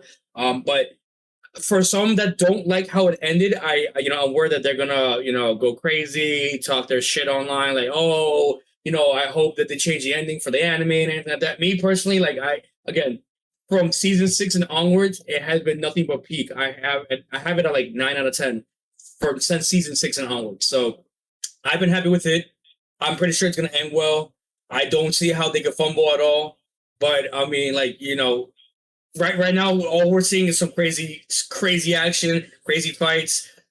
Plot twist is about to happen soon. I'm just stay tuned because all we're gonna get is peak and peak from here on out. Like when is the peak train gonna stop riding? That's where I'm at with My Hero Academia right now. That's really all I got. I think for me it's like I have not like heard the ending of MHA being like that bad as if like AOT and like Demon Slayer where people were like just change the whole ending, change it please. But I heard I think MHA ending ended kind of fairly alright for a lot of people, so I'm excited to see how it ended. I think it's gonna send it off in a cool way. I hope so. All right, Bash. If you want to come back, you can come back. Bash, you can come back. Yes, come back. We're done me writing My Hero Academia and those crazy spoilers that you missed, but yeah. So yeah, I think we're done with action, right? We're done with action, so we're gonna head into drama, thriller, and psychological. I kind of want to start off with SANDA. What the hell is SANDA? It's Fuck! you'll get to hear us talk about it. I haven't seen that episode. Oh, man, I got out of it. Look, man, I I don't gotta look it know. up. Unless you know what, no, Nate, I want to hear your thoughts because you were. I think we were both watching it just as confused. We're like, Oh, is that the singing one? no. No, it's that's the one that we're gonna talk about then. Oh, I have no idea what this is now. I know I'm looking at it now. Yeah, I have no idea what this I is. was like multiple times watching this episode. I'm just like, what the hell am I watching? like I don't know. Stylistically, like Science Sorrow is freaking killing it. Like, Oh, yeah. I, as you would expect, like the Don Studio, Yeah. keep your hands off Eizouken. Like a lot of the stuff that they've done. Like, Can you tell they us go without all out. spoiling? Because I heard from Neko that if I get to know too much, I will be told this twist or something is what I heard. That there's like a twist or like a big review at the end. So that's why Oh, I mean, I will say, like I don't even know how to really like. I don't Take off the know. headphones again. We got You see in the trailer. Remember we watched the trailer. Yes, you see. No, we didn't see Santa, the. right? Wait, did we see the? I thought I told you I no, watched the trailer. we avoided the trailer. Remember because Yeah, we Neko didn't see said- the trailer. She said that if we watch the trailer, we're gonna Okay, see. well you see Santa. You see the dude who On looks the like cover. Santa on Yes. the poster. Yeah. On the Yeah, cover, yeah, right? Yes. So, like, I had the impression, like, okay, like that's just how the person looks, like that's just the character. But there's like more going on with that. Yeah. I guess is the best way I would put it. Yeah. But look, I- chat. I- If you want the spoiler section, I could take my headphones so you could tell chat real quick a spoiler section. No, like honestly, we don't have to because I do want you guys to watch it. I can just like put a little 2 cents that after Beastars I followed the author for years, right? And yes, the after same they author, finished Beastars. Beastars, they started posting more of this series, which to me I kind of was like put off of it because I don't know, for me the characters looked a little too weird in my I don't know.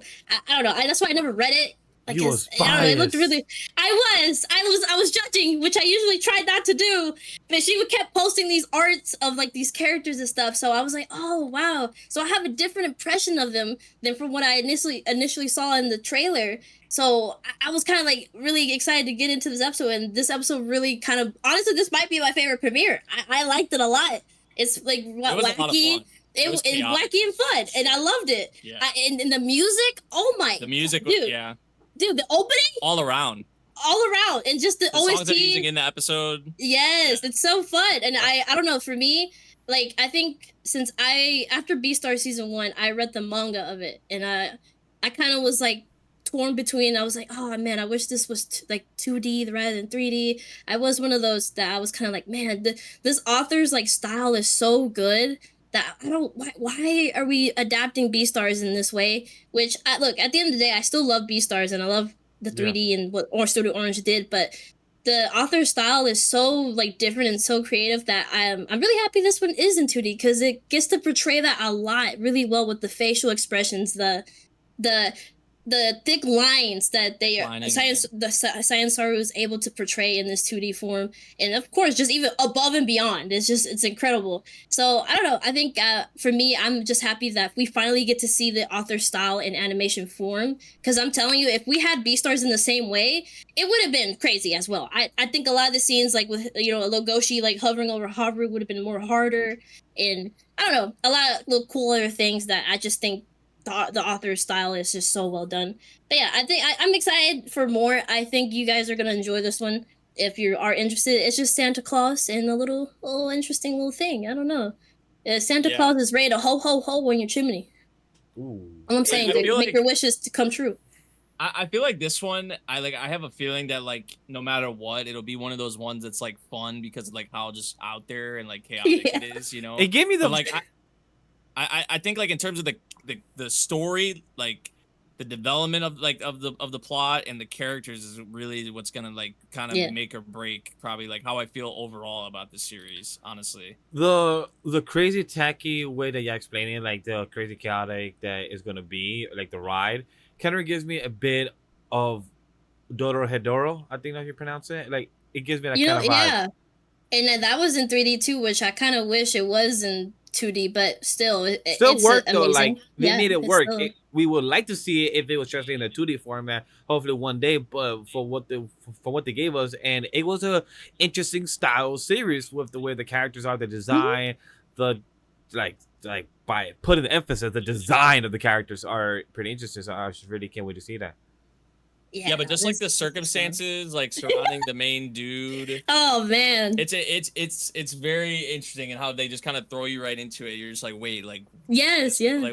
like did we miss an episode? What's going on? it's a very interesting like concept. It is like to kind of go for this because like obviously like what does Santa do? Like wants to make the the children make the kids happy like, and that was kind of like even a point of this episode was just like our female main character is pretty much looking for our something. main like I'm looking for something. I need you to help me. Like isn't this what Santa is supposed to do, right? Like you're supposed to help the children.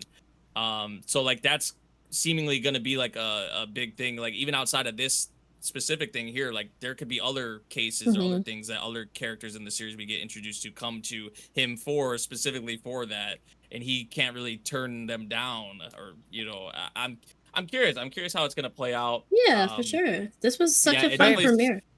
I think like it really helps a lot. Like when you have someone like Science Saru and a lot of the staff that work on this, 100%. like with how chaotic it is. Like even Donadan, a lot of the wacky stuff in that series, right? Like it's here as well. So I mean, I had a lot of fun. I had a lot of fun with the premiere. I can't wait. There was a lot of me sitting there going like, what the hell am I watching? That's true. It was I didn't so hear funny. it. It was so advocate. funny. I heard it a couple times. Yeah, Grem, this are really you watching surprised. this? I'm curious for the future of it for sure. Yeah. No. But you are watching the Already next know. thing that we're talking about. I'm gonna convince you to watch this one, man. Like it's Talk to us. Yeah, talk to us. Talk to this Yeah, one. hey, You yeah. haven't said anything. You guys No, haven't said I'm anything not- interesting. No, I'm That's not. it. Well, we can't really like. We can, You just bro. gotta watch, bro. You just gotta watch. Yeah, it's so fun. But you know what? We are It would watching. ruin it. It would ruin it. It I can't speak for you guys, but you know what I am watching? What's up, bro? This monster wants to eat me. Now, I just want to put my Wait, head in you the are? ring real quick. Yeah, I want to put my head in the ring real quick about this anime before you guys get on this bandwagon. So, originally when I saw the trailer, way like when it first released, I thought it was some Yuri shit. I really thought it was kind of like, there's no way. It's something very similar to that. Because that trailer enticed me so much, like, it might be some, like, not ecchi, but getting, like, borderline there, right? And I seen the first episode, literally today. And I'm kind of like, this is not what I expected. This anime is very dark. So I will just say in advance, if you are not in the right mindset, if you have, depression or even, suicidal tendencies, I would advise to stay maybe away from it because it does touch on certain things that you may not be comfortable with. I personally like dark anime as much as the next person, and the way that this anime really like gives like the vibe of being depressed using water, using the ocean, was visually very appealing to me. At the same time, very relatable. Like when you are drowning, when you're suffocating, when you're gasping for air and you want help, when no one is there listening to you. When you're with a group of friends and like you're very ticked off, upset, or anything like that, and you start zoning out and you just start seeing your world around you just black, or even becoming literally the scene or anything like that, the anime literally represents and shows you that feeling, that like relatable feeling of that, and I gotta fuck with it. I really did. Like I felt bad. I really feel bad for this new pro tag, Hinako, the blonde hair girl.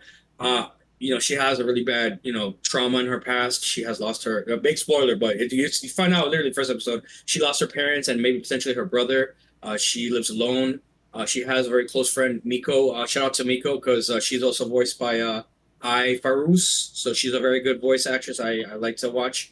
When you really have your homies looking out for you, but they don't really know how bad, like you're depressed, upset. Like, you put on a show, you put on a face, a smile, like, yeah, I'm okay, but deep down inside, you're not. Ask for help. Don't, shout out to Miko, because she really is a homie, texting her girl every day, like, hey, how are you? I'm sorry I couldn't go to school with you, or, I'm sorry I couldn't this and that. I hope you're still doing good. Hit me up if you need anything. I personally am somebody like that. You can't be there for everybody. I have a lot of friends, too, who go through a lot of stuff. You try your absolute best, and, that's what a friend should do, and that's kind of like the beginning of this story. You have this very depressed girl who really does not want to be living life anymore, who just wants to see her family again. she gets attacked by a yokai out of the blue, but she's saved by Shiori, who is, lo and behold, a mermaid, who comes to her and tells her, yeah, I saved you, but low-key, the yokai who attacked you wants to eat you. I also want to eat you. The whole show, hey, I want to eat you. But she said, I'm not going to eat you right this second. I'm going to eat you later. She says you're going to have a lot of potential down the road for something spicy. Yeah. I don't know what that means. You're going to have more potential down the road. And then help you with your trauma first. And then right. And then that shit's going to be fucking A1, like Wagyu beef. So she, Hinako's pretty much saying, like, is this the person who's going to end my life and my suffering and make me see my family? And I personally, what I got out of this first episode is, I think she's going to show you the reason to live, because I think deep down inside, you do want to live. You don't want to be sad. You don't want to be depressed. Mm-hmm. You just don't have the words, the feeling, the reason to do it, the motivation. And this woman, this banger of a monster is going to show you the way. Surprisingly, out of people who could have been out there, a human itself, but no, a monster is going to show you the ways to come back from your sadness and see the reason, see the light, and come out of this dark depression you're having. I personally like the OP. I really did fuck with it. Visually, it looked stunning. I really didn't have a problem with it. And again, not a lot of people can really mess with dark animes, but I really fucks with this a lot. Like I personally do. I feel like this is going to be definitely a conversational anime to talk about down the road.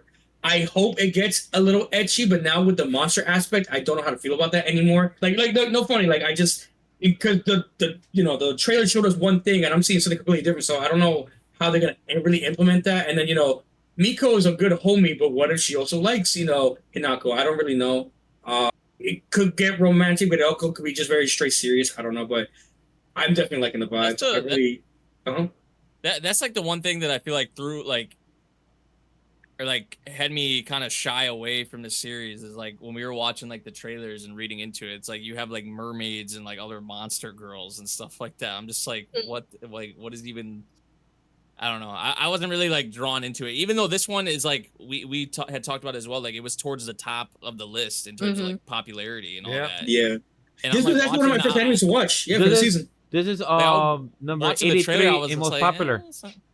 I was like, it's not even really like, it wasn't really grabbing me, but I may try it because I do actually have a couple people in my Discord server who had pretty high praise for it as well. So I have it right now at a 9 out of 10. I personally, for the first episode alone, I was genuinely surprised because we're gonna get to another the next anime we'll speak on because that's my episode of the week. But this anime, besides the other anime we're going to speak on, like one of the highest ones on my list for week 1 alone. I was very, I had a lot of high expectations for it. Again, it was not what I expected, and that's a very good thing going into this anime.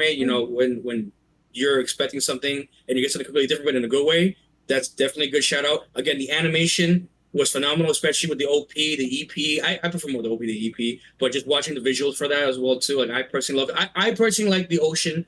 Some people are scared of it. I like swimming inside of it. I like seeing the inside of it, the fishes, what's on the bottom, under the sea. My Little Mermaid had nothing right now on this mermaid that wants to kill big monsters to protect, her girl, Hanako. But I personally like it. And again, dark anime, you got depression going on. If you're not good, don't watch it. I don't recommend it. But if you are up for a really dark character who's going and suffering, and you want to see her get up and get through this, definitely this is a big shout out. A big recommend for me personally for the fall season. Okay. I don't think anybody else watched that one, so we can move on. Didn't. Nobody watched? No way. Really? Nah. No manga? Oh, baby. No manga? You haven't either? I said at the beginning of the show that I was going to have war flashbacks from Yuri version of... the Summer Hikaru. Yes, I recall. Yes. My apologies. That's what you meant. Okay. Well, it doesn't go to speak on. I guess we'll speak on the next one. Dusk Beyond the End of the World, episode 0. Yes, you heard it right. And episode 1. You want to start it off? You can start it off. Yeah, I mean, this was my episode of the week. I assume it's the same for you, Neko. No, SANDA was, but this was. This was the top of the top. The top of the was your episode a week or episode 0? Both. Okay. So let me spit some heat for you guys. AI is trash. Now let me start. Okay, so the year is 2030 This is something. AI propaganda, bro. There's AI propaganda. Elon Musk won, bro. Oh yeah, so the year is 2030 something, 36, 30, whatever, right? And AI is the main game. AI is pretty much popular. AI runs a lot of stuff. It's what you use in your phones. It's what you use in your computers. Technology is pretty much advanced, and it's a big use for everybody. Where you kind of use it for every little thing. It has its pros and it has its cons. How it helps you out, in the little runs. Whether it's to benefit you, let you know stuff. It also has its downsides where you may lose your job to AI because you know how to fucking use it. It might take over, the world because it's just better, supercomputer as opposed to our regular human minds. It has a lot of its uses and a lot of cons, and a lot of people are always debating on what it's worth having or not.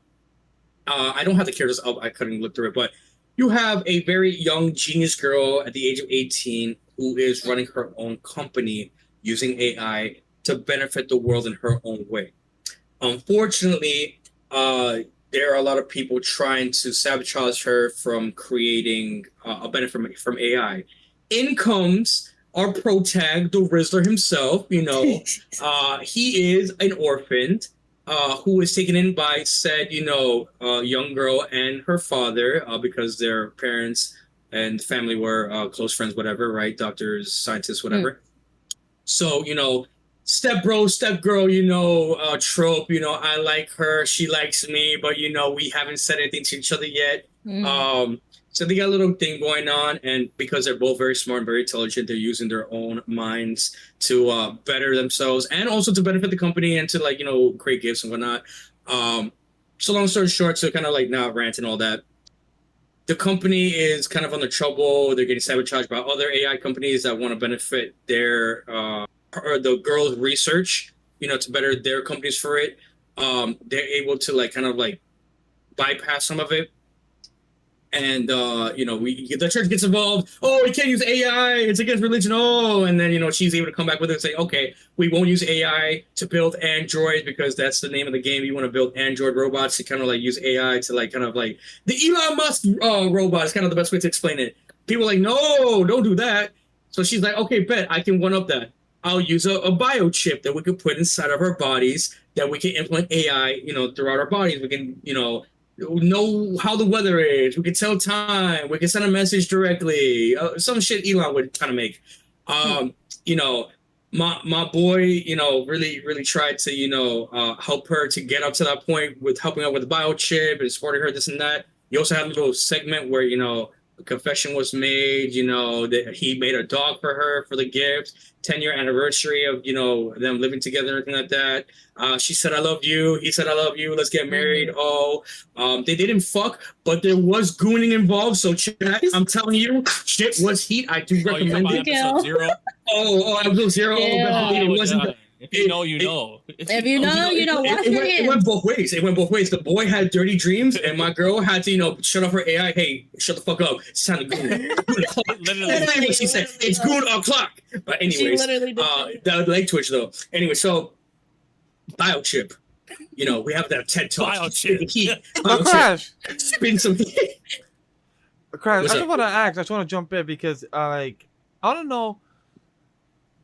I saw episode 0. And I haven't seen episode 1, even though AniList calls it 13 episodes, so it's very confusing. I love Crunchyroll and AniList having its own different numbers. But I don't know if this show's interesting if I'm gonna keep up with it. Because even if you're giving me the whole 5-minute synopsis of the show, the show still sounds boring. I was having this conversation with Neko about this, and I know she can chime in on that real quick, right? This, and what I was telling her was, this is definitely a show for veteran watchers. Anybody new can go in watching this, no problem. It is very enticing, the animation. There's a story, it's really cool, with a time travel thing, whatever, going into the future, if that makes sense. The thing with this anime is that it has a lot of pop culture references from the 1950s all the way to the 80s. So if you're very young, it's going to go way past your head. And it actually did for me personally. If it wasn't for Neko actually bringing up the title already, there was something about it I didn't understand. It was weird, and it wasn't until she told me to look it up and she was telling me about it that I was like, oh yeah, actually I didn't even realize that it was based off a novel from the 70s. and even referencing like the title also from an anime that came out in the 80s that my father, I'm sorry, the 90s that my father actually may have watched, that I may have also seen with him, or I saw something like that. So there is a story, and it really goes down to, you know, AI and is it worth having? You know, there's also the humanity, you know, ethic of, oh, like what does it mean to be a human? If you like that kind of stuff in an anime, this is definitely the anime to watch for it. You also have like the android, you know, human, like does it make sense to be a robot? Should you stay human? You know, that dilemma. There's a lot of like technological stuff, like dilemmas, ethics that like really question in an anime that you might like. Me personally, I like that kind of stuff. You, for others, like maybe yourself, or for maybe brand new newcomers who don't even give a fuck about robots, it might not be the anime for it. But I personally have liked it. I also wrote down here real quick because I did say, you know, guys, I did want to make a full apology to High Dive. You know, I have, you know, definitely, you know, said a lot of stuff here on this podcast about this, but I will, you know, give you your flowers for the one time you guys have cooked for this anime, for me at the very least. I like what you guys put down. It was very, very, very cool. I like the references. I like the Easter eggs. I personally like the animation too. The soundtrack has been very phenomenal for me personally, especially with that fight scene in episode 1. I'm not going to go into it because Vash hasn't seen it, but that fight scene, if you know, you know. But the music itself was buenísimo. I literally got out of my chair. I said, oh, this shit gas. I can't wait to see more of it because there is a mystery in this show. A lot of stuff has happened. If you saw Zero, you kind of know what happened at the end of Zero, but it just kind of makes you want to get more into the end of the mystery. Like, what is happening here? Why did this happen? You know, like, what's the end goal? Or, you know, is my guy going to save the world this? Is he going to beat AI that? Or is AI going to take over the world and we're going to cook like Skynet? That's kind of what I see. But I like dystopian animes like that, me, personally. Maybe you guys don't, but I've been liking it. And High Dive, you know, again, I talk my shit, but you know what? I'll give you props. You guys been cooking with that. Keep cooking. We've been good. Keep fucking cooking. I think the thing, because I've only watched the prologue as well, like Vash. I haven't watched episode 1 yet. I think, like, for me, I think the whole AI thing and, like, that was kind of, like, I did find that pretty interesting. The whole thing with them, like, living together for, like, 10 years and they consider each other, like, brother and sister, and then there's that whole, like, romantic development going on. Like, That's what I hated that. Yeah, I'm not crazy on that. I'm not gonna lie, but then it kind of reels you back in because he wakes up obviously, and he's in like who knows what time, how much time has passed. Maybe they revealed that in episode 1. I don't know, but obviously he was in like a cryogenic, like he was literally like in a pod or like in a chamber. Futurama, Fry, yeah, cryo. So, like, That's what Aquaman got too. That was the bit where they like kind of reeled me back in because I'm like, okay, how did we even get to that point? Because I mean, we saw how the prologue like left off and shit, how shit kind of hit the fan, but like, how much time has passed, right? What is going on in this new world or wherever, like the same world or whatever? Like, there's a lot of questions. I feel like the way it left off, I'm just like, okay, like you kind of got me, right? Because like I was almost it entices you. He gives you that mystery, like you want to figure it out. Yeah, I was almost out, and then you like reel me back in because of like what are the circumstances right now? Like what is so that like I still do want to watch this series, and kind of see where it goes.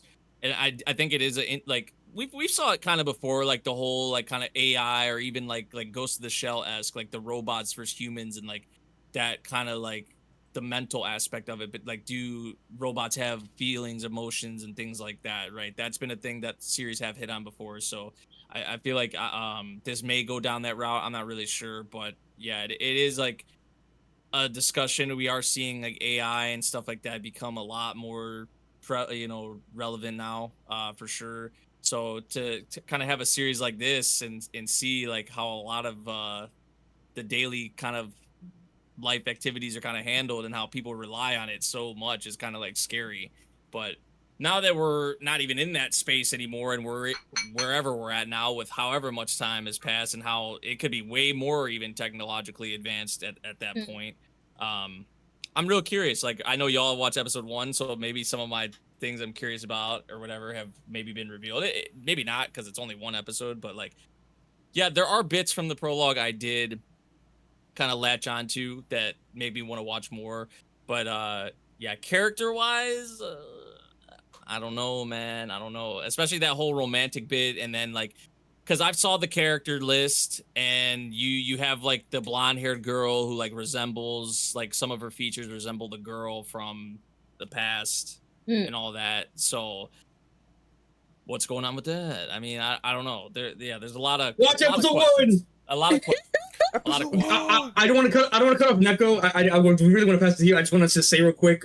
I will say, despite it being episode of the week for me, it did have a lot of tropes. This anime that was very easy to like figure out for me personally. Like I for the prologue, I knew the guy wasn't come out of nowhere and shoot. It was so obvious. It's kind of like an easy thing. Oh yeah. I kind of just like there's hints here and there. If you could, for me personally, that I just pay attention to stuff like that. And now that I'm not watching a lot of anime, I could see a lot of that, happening. I don't know. There was something about this anime that I just kind of like looked at it and I'm kind of like, I can already see the obvious. What I just can't see is the literal main point of like the mystery of like what this whole point of the anime is with the AI and all that. That's the only thing I can't really understand, but that's the point of the mystery. Everything else is kind of like, oh yeah, I kind of knew he was gonna do this, or oh yeah, she was gonna about to do that anyways. It's kind of like I don't know. I kind of can just already see that happening. So that I don't like that when an anime kind of already shows you what's about to go down. I kind of like to have the suspense. But I guess it's just as a means to kind of like progress the story. I don't know. This is me nitpicking on it, but I don't like that kind of stuff. But Neko, I know you have a lot to say about what we saw on the prequel in the first episode. Dude, I don't know. This was like one of my most like kind of anticipated ones. Not the most, because I had other ones, but I really liked the extra layer of it when we found out like the title's referencing like this author's works, and it gives you an even extra layer of the said episode. So that was really cool to find out. And I don't know, I do agree with some things about some of the character stuff. I don't know. I like the little relationship we have in Bud, but also I don't know, AI talk and like non-AI like talk and all that stuff is always so interesting to me, since there's people that are going to go against it because it literally it advances you so far, and you kind of like people lose their jobs. You almost can't do anything as like humanity. And seeing episode 1 and how they even I wish I could talk about it, but it gets very interesting in that aspect of what happened to him and what he wakes up to, and especially seeing the android, which my theory is just like I don't know if it goes down the route. If I'm right about that theory, then I'm very curious, especially when they keep explaining about the marriage thing and how it has very differed from like even back then. I don't know. I think I'm seeing where it's trying to go, but also just the extra layer of like sci-fi and like technology and all that stuff. Yeah. It's really cool. I don't know if you like sci-fi and all that stuff, especially with what Crash was talking about, like Experiment Lane, which dives into that stuff, but more darker. I think this one maybe won't go as darker, but Experiment Lane was definitely that way. And I watched that as a kid, and I honestly I loved it, but it was a lot. I was like, for a young person like us, I didn't understand what Serial Experiments Lane. Yeah. That series is a mind fuck. Yeah. What we were talking, like I was trying to explain, what Neko actually put me on was the first title of the first episode is an Easter egg, is a throwback to that, and you wouldn't know unless you have read the novel of the author who had created that series. So I didn't even I had to rewatch the trailer of it to kind of remember, because I remember the young girl, I remember that kind of like ghost kind of like character, and I remember the guy using the computers all the time. So you're a kid, you could I saw anime from like a long time ago, but you don't remember so much. Remember Dragon Ball Z and Naruto. So watching, remember something like that, Ghost in the Shell, like the OG stuff. It's very niche. I think that's kind of where Vash is kind of coming with this, because again, it's not for everybody. If you're not into those kind of niche animes, it's not for you. But I've been liking it. I like kind of like the cyberpunk kind of idea of dystopian vibes. Like I've always loved stuff like that, so that's why I've been enjoying it. But maybe that's why for some, if you're not into that kind of thing, it may not be for you. No, I definitely agree with you. I like that kind of stuff. So even seeing the title, because I watched it with Nate initially, and then I rewatched it with you. Looking at the title, I was like, hold up, this seems like a code or something. And I thought you would know it more quicker, since I don't know tech like that. So I was like, this looks like, it seems like a code. But looking it up, it was so interesting to find out the references and all that. And that even episode 1, quote, that was really cool, talking about a book, another novel story that the author made, which was really cool. I don't know. I think every episode, looking up like every like title is going to be very interesting to see how it even calls back to the episode. So I don't know. Yeah, if you're not a science buff and a reader and all that, you probably won't like appreciate what this series is doing. So yeah, I mean, I don't know. It looks very interesting. I'm excited. Engineers. Yeah. I don't know. Really cool. Really cool. All right, and then we'll talk about to your eternity apparently. Can I? I know I've been talking a lot, but can I just? I know Memory wants that shit on. Let me just say my thing real quick before, because you're gonna like what I gotta put down, right? To Your Eternity season 1 and season 2 for me was a movie. Personally, it was very long. It took me a while to like binge chilling before we had Off the Binge. I was actually binge chilling that with the other seasonal animes I was watching back in the day when season 2 released. I think it was like 2021 or something like that. So it's been a while since we got season 3. I remember, when they showed the poster for it after the end of season 2, him drinking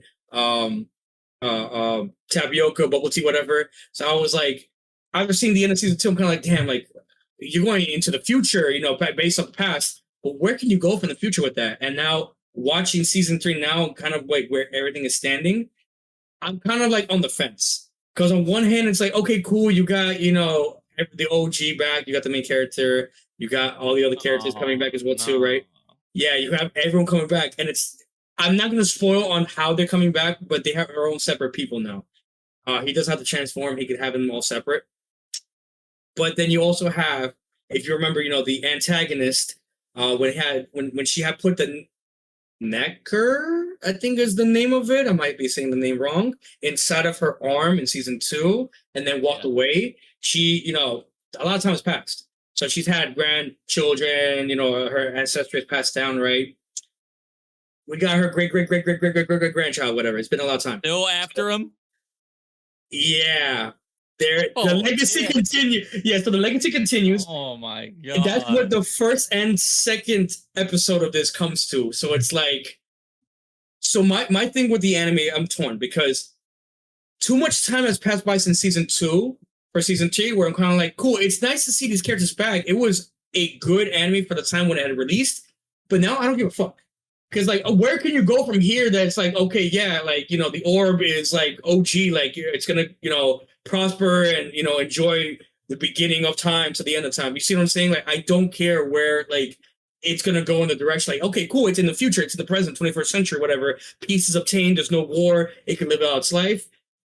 But you still have, that enemy that has been living out all this time. It's still not, there's still a threat in the world. It may be peace, but it's still a threat, if that makes sense. So, do I really care enough to keep the show going? I don't know.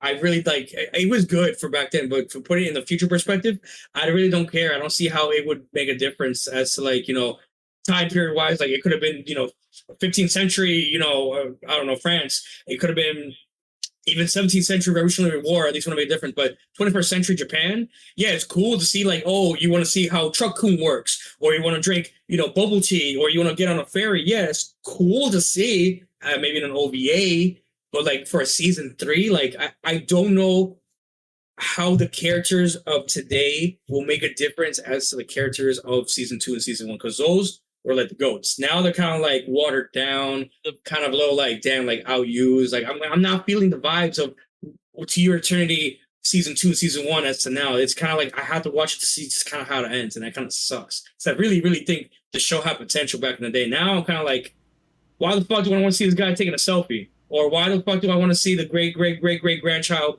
of, the antagonist like being, oh, I have all the money in the world, but I'm sad girl and I want better. And now I see, the MC out there, and now we might have to throw hands. Like, come on, like, why the fuck should I care? Take it away, man. I know you. Well, I mean, I'm not even watching it because I dropped like season 2. That's crazy. I mean, towards the end of season 1 is where it was losing me a lot, and then I was like, okay, I'm still gonna give it a shot with season 2, and I think I made it like 7 or 8 episodes in the season 2, and I really enjoyed the series at the beginning, like the first, like, probably, I don't know, maybe the first half of season 1, like the content with like Goo Goo and March and that content, like obviously the first episode is still like a really, really good premiere. But you mentioned like they bring like, and that was something I think we've talked about as well, even like outside of the the show, is him bringing back like the other characters. It just like diminishes like it diminishes a lot of that content that I really love. Yeah. Like there was a reason why that shit hit, and the fact that they're all being brought back alive, it's just like what the fuck. Again, I don't want to spoil it. There is a reason why. I think I even said it too out loud. I don't know if you guys are hearing me in the Discord, but I said that's so redundant. And what the fuck is the point of? Is it season like one and season actually two? them, or is it like? Yeah. So it is them. The creator, like some clones. Is it like no? The creator does copy something and paste type shit? to Fushi. I'm not gonna say what, but he does something to Fushi, and that's why they gather. So last time we talked about this, because I basically I kind of let everybody know that was gonna happen, and that's why I'm not watching it. So that's why like Memory knows, because I mentioned, I'm like, dude, they're gonna bring everyone back, and I can't be bothered. Like it ruins everything the story did. And I remember, because at the time, I remember you were like, nah, there's no freaking way they're gonna do that, bro. You're tripping. And then you said episode 1 literally did it. I was like, I told you, bro. Like there's a reason. Like I remember, because when I had a friend that got really into this show, and he started reading the manga like to catch up, because he's like, oh, I hear it's in modern times. And he got to like the second chapter of the modern times and said, no, this shit is trash. I'm never watching or like interacting with this media ever again. I said, what happened? He said, bro, they brought them all back. Yeah. Why? For no reason. Yeah, for no reason, and that's what throws me off. I'm kind of like, what the fuck was the point of season 2, season 1? Like, it's basically like Fushi was sad, so let's give Fushi his people back. And it's like, dude, you ruined all of their characters by bringing them back. Like, you have made everything that happened in this entirety of the story completely useless by this one decision. You have backtracked on everything. You have taken away all of the consequences. Yeah. And then you have this fucking dude who's still chasing after him, because I think it's a guy again, because it keeps going back and forth, that's chasing him. It's like, dude, who cares, dude? Like, I don't care about you. I don't care about this story anymore. Like, it was good in season 1. I was about the creator. Yeah, no, not was it the creator? Ayase. Whatever. Yeah. Ayase and then like the descendants. I just want to say this kind of makes it very sad for me, because I was gonna watch To Your Eternity season 1 one day back when it first originally came out. I was going to, but then life happened. I just never got around to it. I didn't season know. Season 1's great, dude. Season 1 was amazing. Yes, but then you get to tell me how it falls off for season 2 and 3. So it's like, Season 2 was fine. It wasn't that bad. So then, like, no, but how you guys lead up to season 3, the character development, like, it's it not falls worth off. it. It's So not worth exactly what they saying. With Bond, I'm sorry. That Is for it me, worth I like it? Bond a lot. I liked how he. Is it worth it seeing a saved. great season 1, a good season 2, and then a fall of season 5? I mean, a fall of season 3 is not worth it. That's the same thing why I don't think I'm gonna continue Sheet Hero as well, because like I love season 1, but then season 2 and 3 where I hear it's very lackluster, so I don't want to continue the train just to see mediocre. So that kind of was very disappointed to Probably hear not worth it. about To Your Eternity. I mean, my thing with it. to be fair, I think the fall from grace from Shield Hero To Your Eternity. and To Your Eternity is significantly different. Of 'Cause course. one of them was actually good, and Yeah. then one of them was bad and got worse. Yes. So I feel like it's a little bit different. But yeah, I'll just compare a bit, with a vegetable garden of similar attributes in that scenario. Yeah. My thing with the anime itself, like, my point is, like, I just feel like too much time has passed in season 2 for me to give a fuck about season 3. Regardless of how it even started, like, you could have told me, Graham, that that's what happened in the manga. I would have been still upset anyways. But my thing is, like, I feel like too much time has passed for me to give a fuck about season 3 anyways. I just, like, I really had to deep down and kind of remember how it ended, with season 2 and everything. So, it was that's one thing. You don't get a recap really with going to season 3, which kind of is a letdown, especially if you haven't watched the anime since the release of season 2, which, if I'm not mistaken, I have it here. I think it came out in 2021. Fall 2022. Yeah, so 3 years ago. I have watched a lot of anime since then. So the fact that I even get no recap or something like that just kind of just remind me what the fuck happened from previous kind of is a letdown.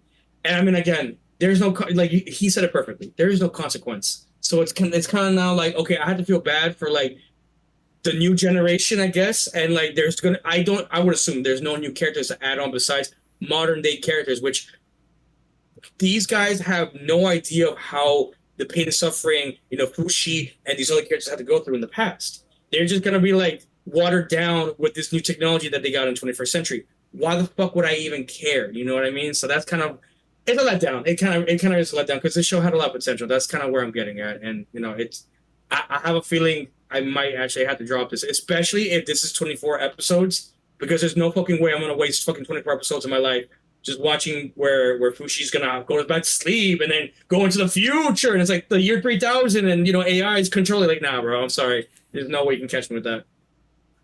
Good luck. That's what I'll say for ya.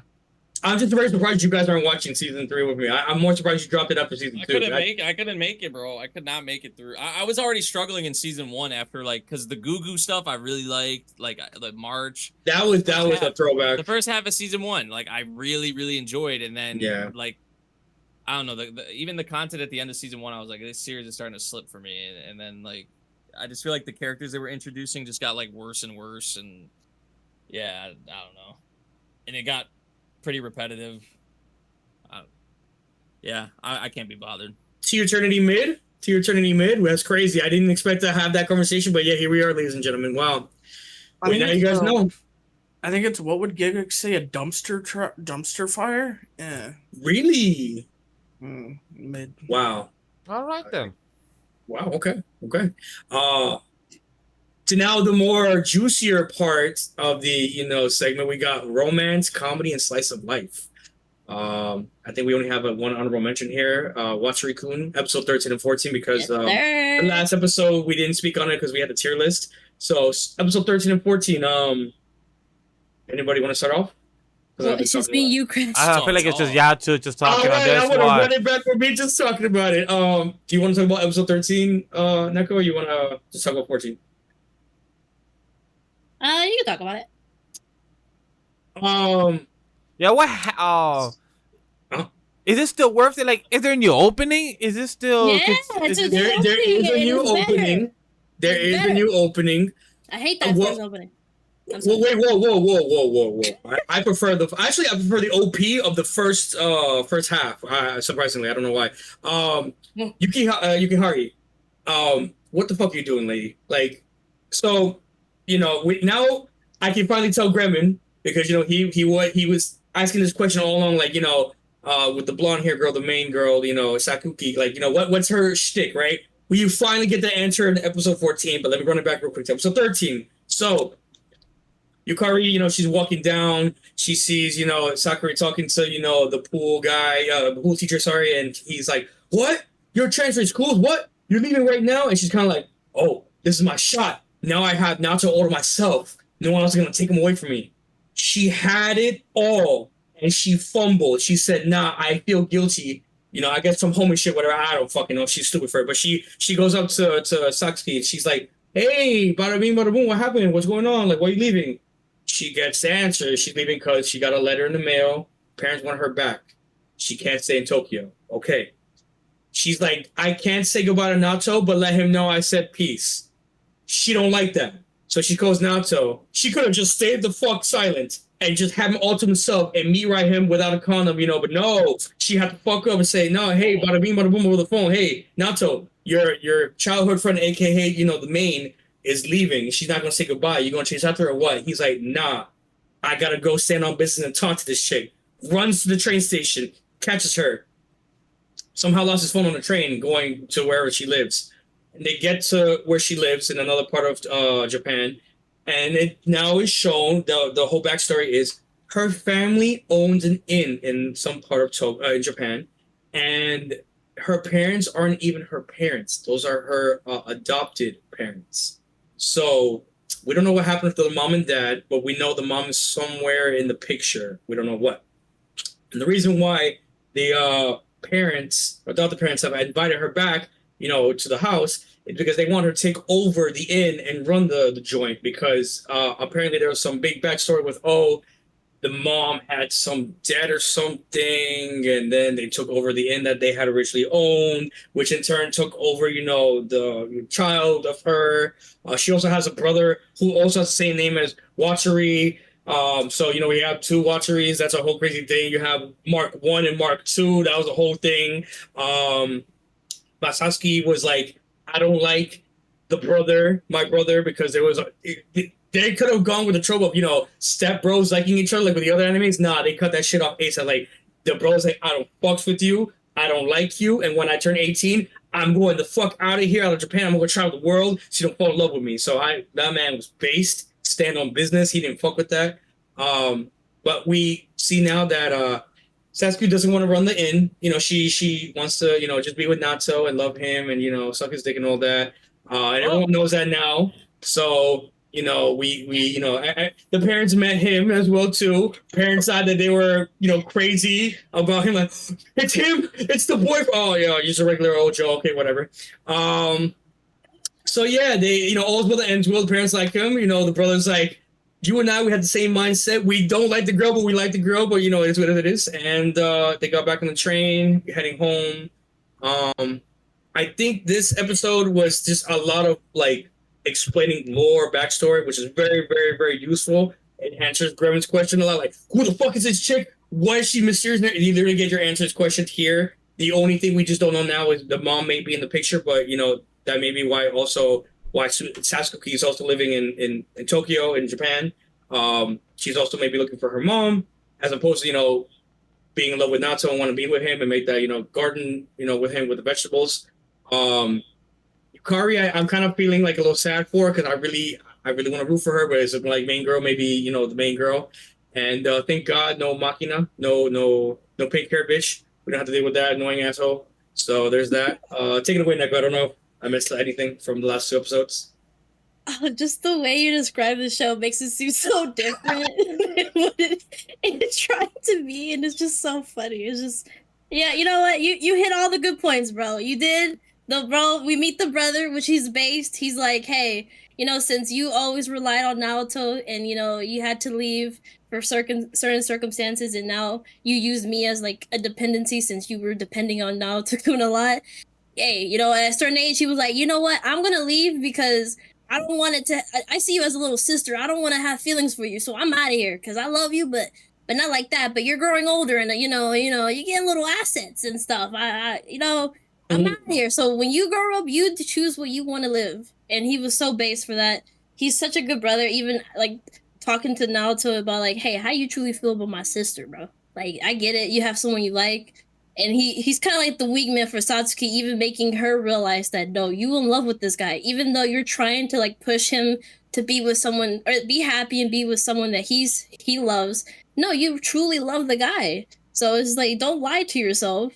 And, she gets to realize that by the end. So that was really cool. So, yeah, I don't know. It goes into a lot of things that I'm excited to see and, like, dive into. And, look, this core 2 is going to go into more of why she is the way she is. So, yeah, I think, this core 2 is going to be really interesting. I'm excited. I just want to say her and Yakuta, waking up next to him in bed, almost... Oh, my God. Goddamn gourmet meal. At least we're getting some Yes, getting some fan service. Yes, sir. I hope we next episode. All right, let's go into... Oh, wait. Before we get to... Oh, what's up? Go I ahead. have 2 honorable mentions that I want to give out. A big shout out to talk another romance anime that I'm enjoying, which is Past the Monster Meet My Lady. Because in case you guys get confused, because like myself, I'm getting confused, that there's 2 type of monster shows in this season that have the monster title.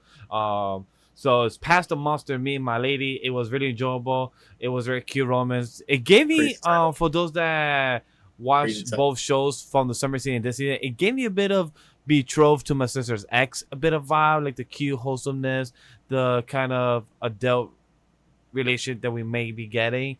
And I like how like they are so compatible with one of each other. So I'm really curious to see where the direction this will go. And I just want to see the wholesomeness of like one person just trying to hang out with the other, and one person trying to like open up the character and not seem so much more of a like an ice type of character, more of like open up, like they actually have personality the whole time.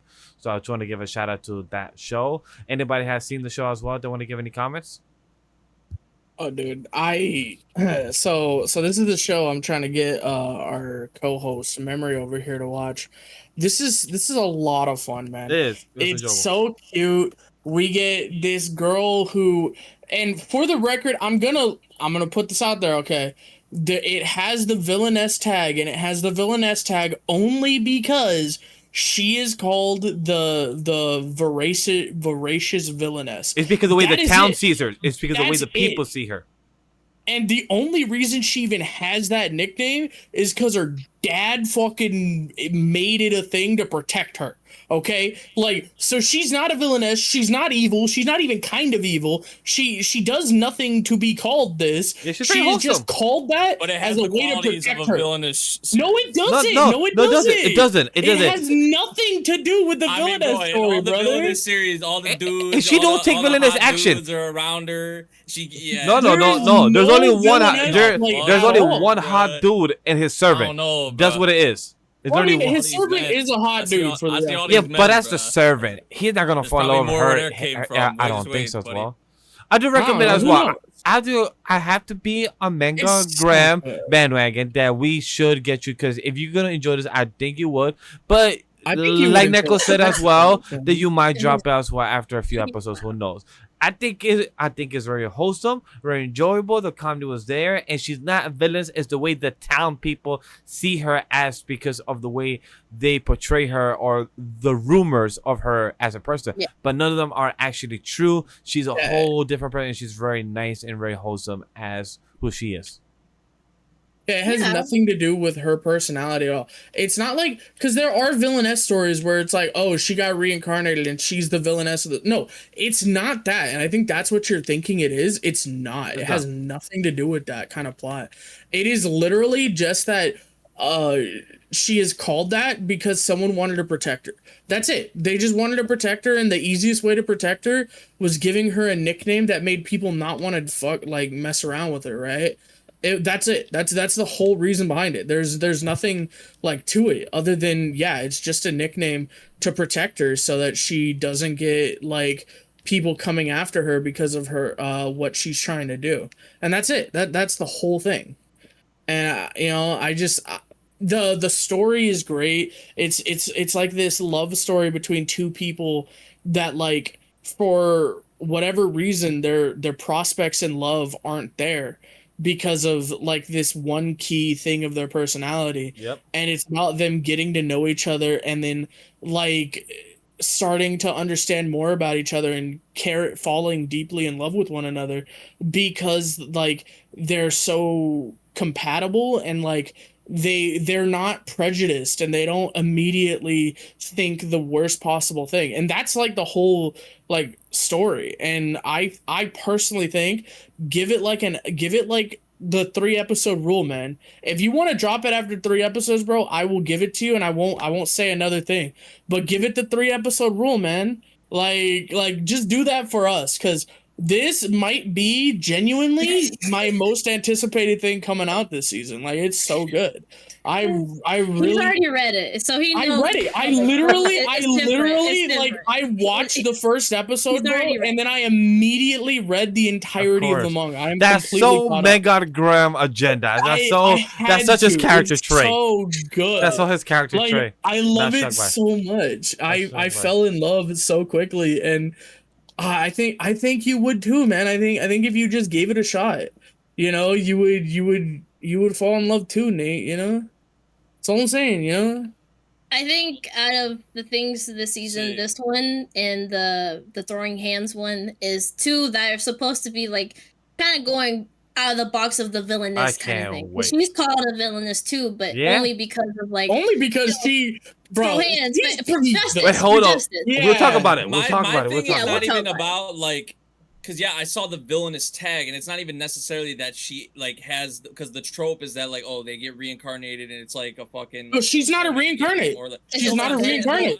I'm saying that's not my point. My point is that those shows have very similar formulas. But this one don't. They're structured This one very doesn't. similarly. Like a lot of like the plot points, and especially like what happens like with the characters, and like there's like multiple fucking. I guess this one doesn't have multiple like love interests and shit. It's just the one.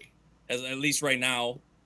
I am 60 chapters in the manga. There is just one. Okay, you know that does interest me a little more. I'm not gonna lie. They will never introduce. I seriously doubt they will ever introduce another male character. No one can that match is their lying freak, for you her. know? How many pretty boys are around her? It's a fantasy world. Like, what do you mean? Like, pretty boys. You got the Like, pretty trying to boys get all her. No, walking around her. she Like has- they hold their No, chin up, nobody. like Nobody. put their hands through her hair and shit. Grab No. her hand. But I'm trying to find all the different She ways. gets- Like she it has No, a I'm show. being- Flustered. She gets all I'm flustered, being and dude gets probably nobody. jealous and shit. None. No, Negative. none Zero. at all.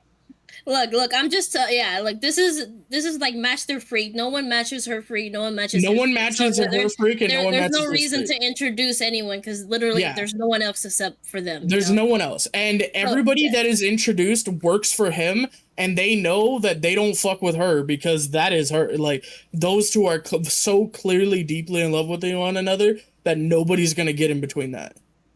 But you know, talking about the relationship, I think just the aspect of eating, you know, all that is really interesting, right? Because I think there's another. I mean, Dungeon Meshi talks about that, right? Eating, you know, things that like beast or anything like that, which is cool. In a way, she makes it. She's like, no, you know, sure, there's going to be toxins and poisons, Right. like you know, even IRL when we eat puffer fish or anything like dangerous, bro. Like, I mean, if it's good, it's good. I don't care. I'll eat it. So I don't even know what they're tripping about. Because he look, even in the first episode, there's this older gentleman, right? He's like, oh, what are you eating? Can I have some? She's like, here. And she's like, oh, this is so good.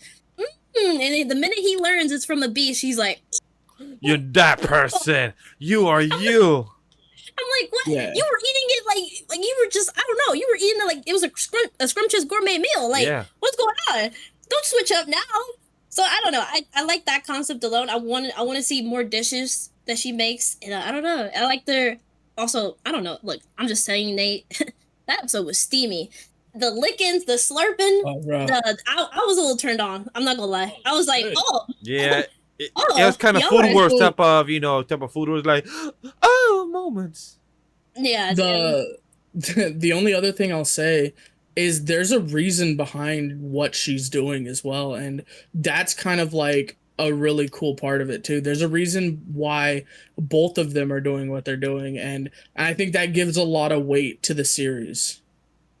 And I'm just saying it's not what you think it is, and I completely understand what your like aversion to it is, but it is not what you think it is, and that's all I can say, because I don't want to. I want you guys to experience it. It's just not what you think it is.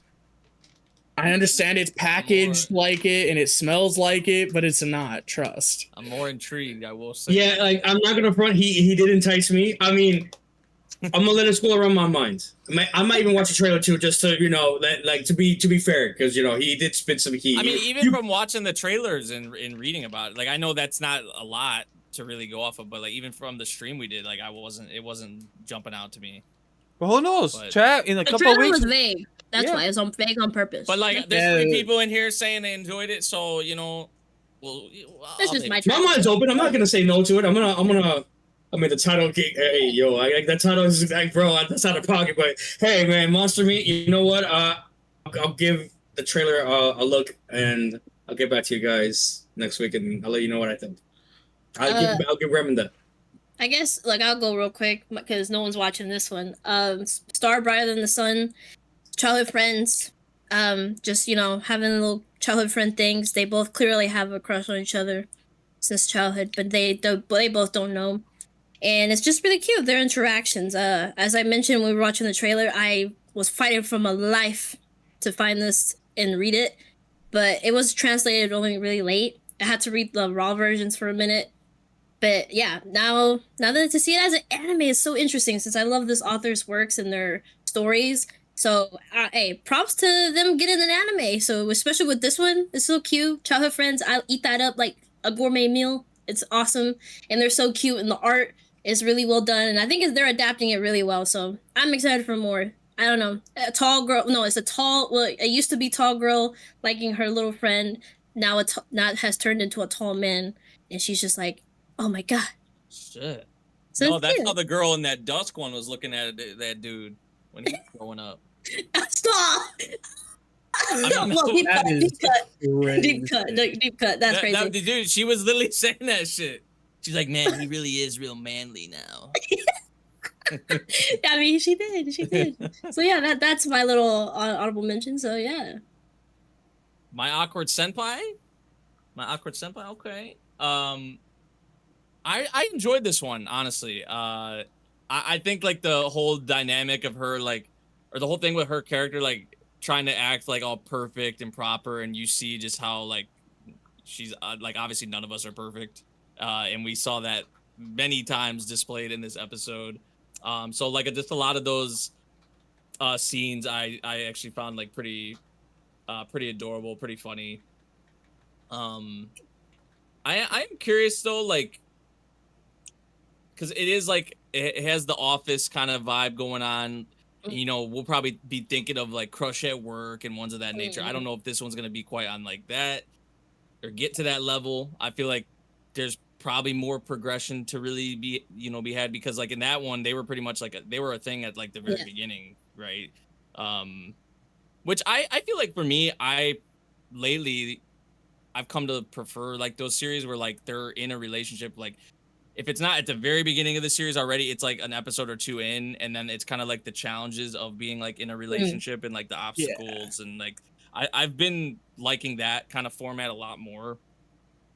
So I am curious on like this one, how long are they gonna drag it out to where like they're getting to know each other more. And like I feel like with her, like how her character is kind of come across even in this premiere, I feel like it may take time, but I don't know. I the main girl, I thought she's pretty cute.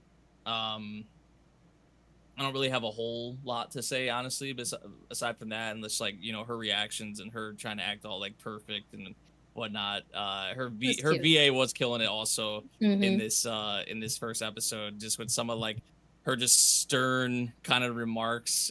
She was aggressive. You like, pointed that out while watching. She was like, oh yeah, okay. I was like, damn. I'm like, okay, yeah.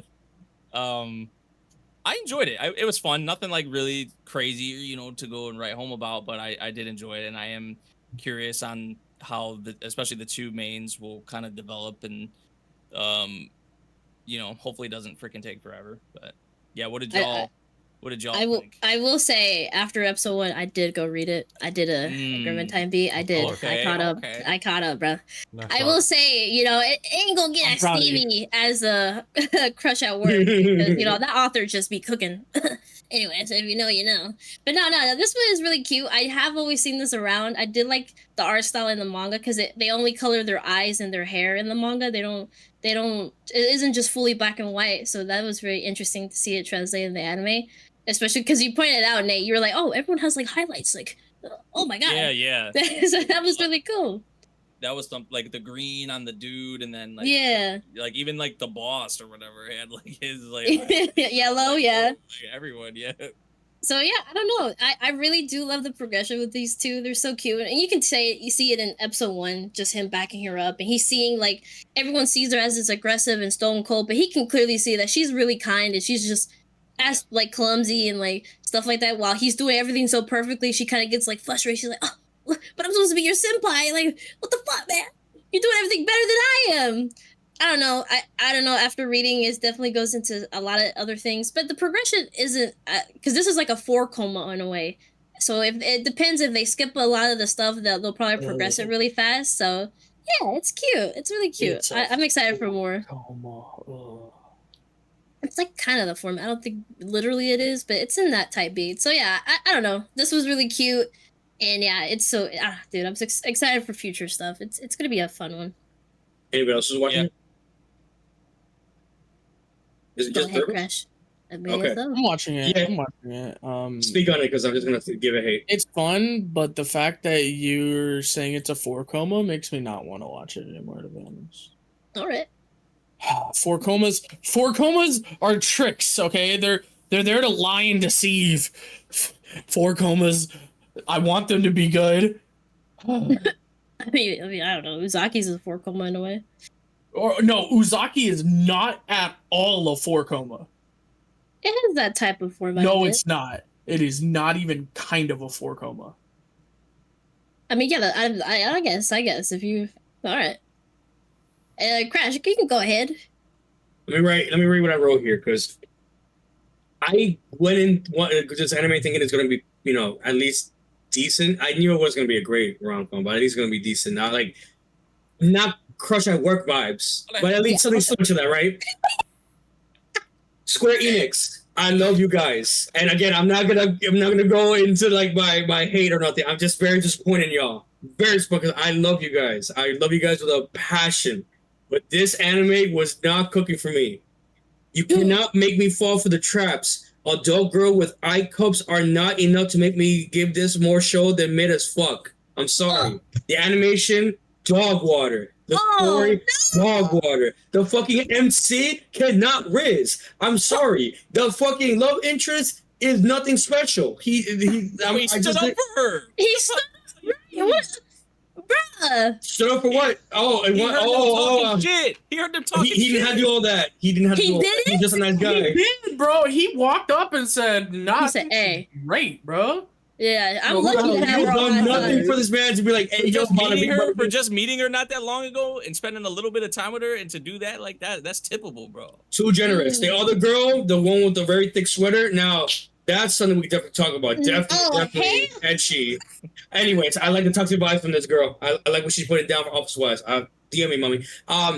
Sorry, mad as fuck. I don't think I'm gonna be liking this anime at all. Unless something spicy happens again, like crush at work. But otherwise, like again, this is just my take personally. I'm been liking a lot more of like the high school romance tropes over the adult romance. Wait, tropes. you don't make sense. You want them to be fucking, but you want them to be children? Can we pick one? Can we be consistent, brother? What do you want? No, you want I'm it to be sorry. spicy? Whatever floats my boat at the end of the day, whatever floats my boat, I take what I get. I will Crazy. You know what? Where's the FBI? Where's the FBI? You know what? And maybe that's why it crashed. This next one, my friend's little sister is in it for me. You're the only one picking up this dog water shit, man. Wait, what's this? Wait, if you're the only one watching it, why do we have this in the spotlight? This could have been honorable mention then. Yeah, Let's take it out. We said it. We said we wouldn't watch this, bro, because Just dog water, please, Crash. just come on, go ahead. Come on, talk to us. This dog water. Boy girl vibes. This is really boring. I swear to God. I knew it. It's the same animation. They've been making memes about it. It's crazy. The only thing I'll say, because I am familiar with the manga.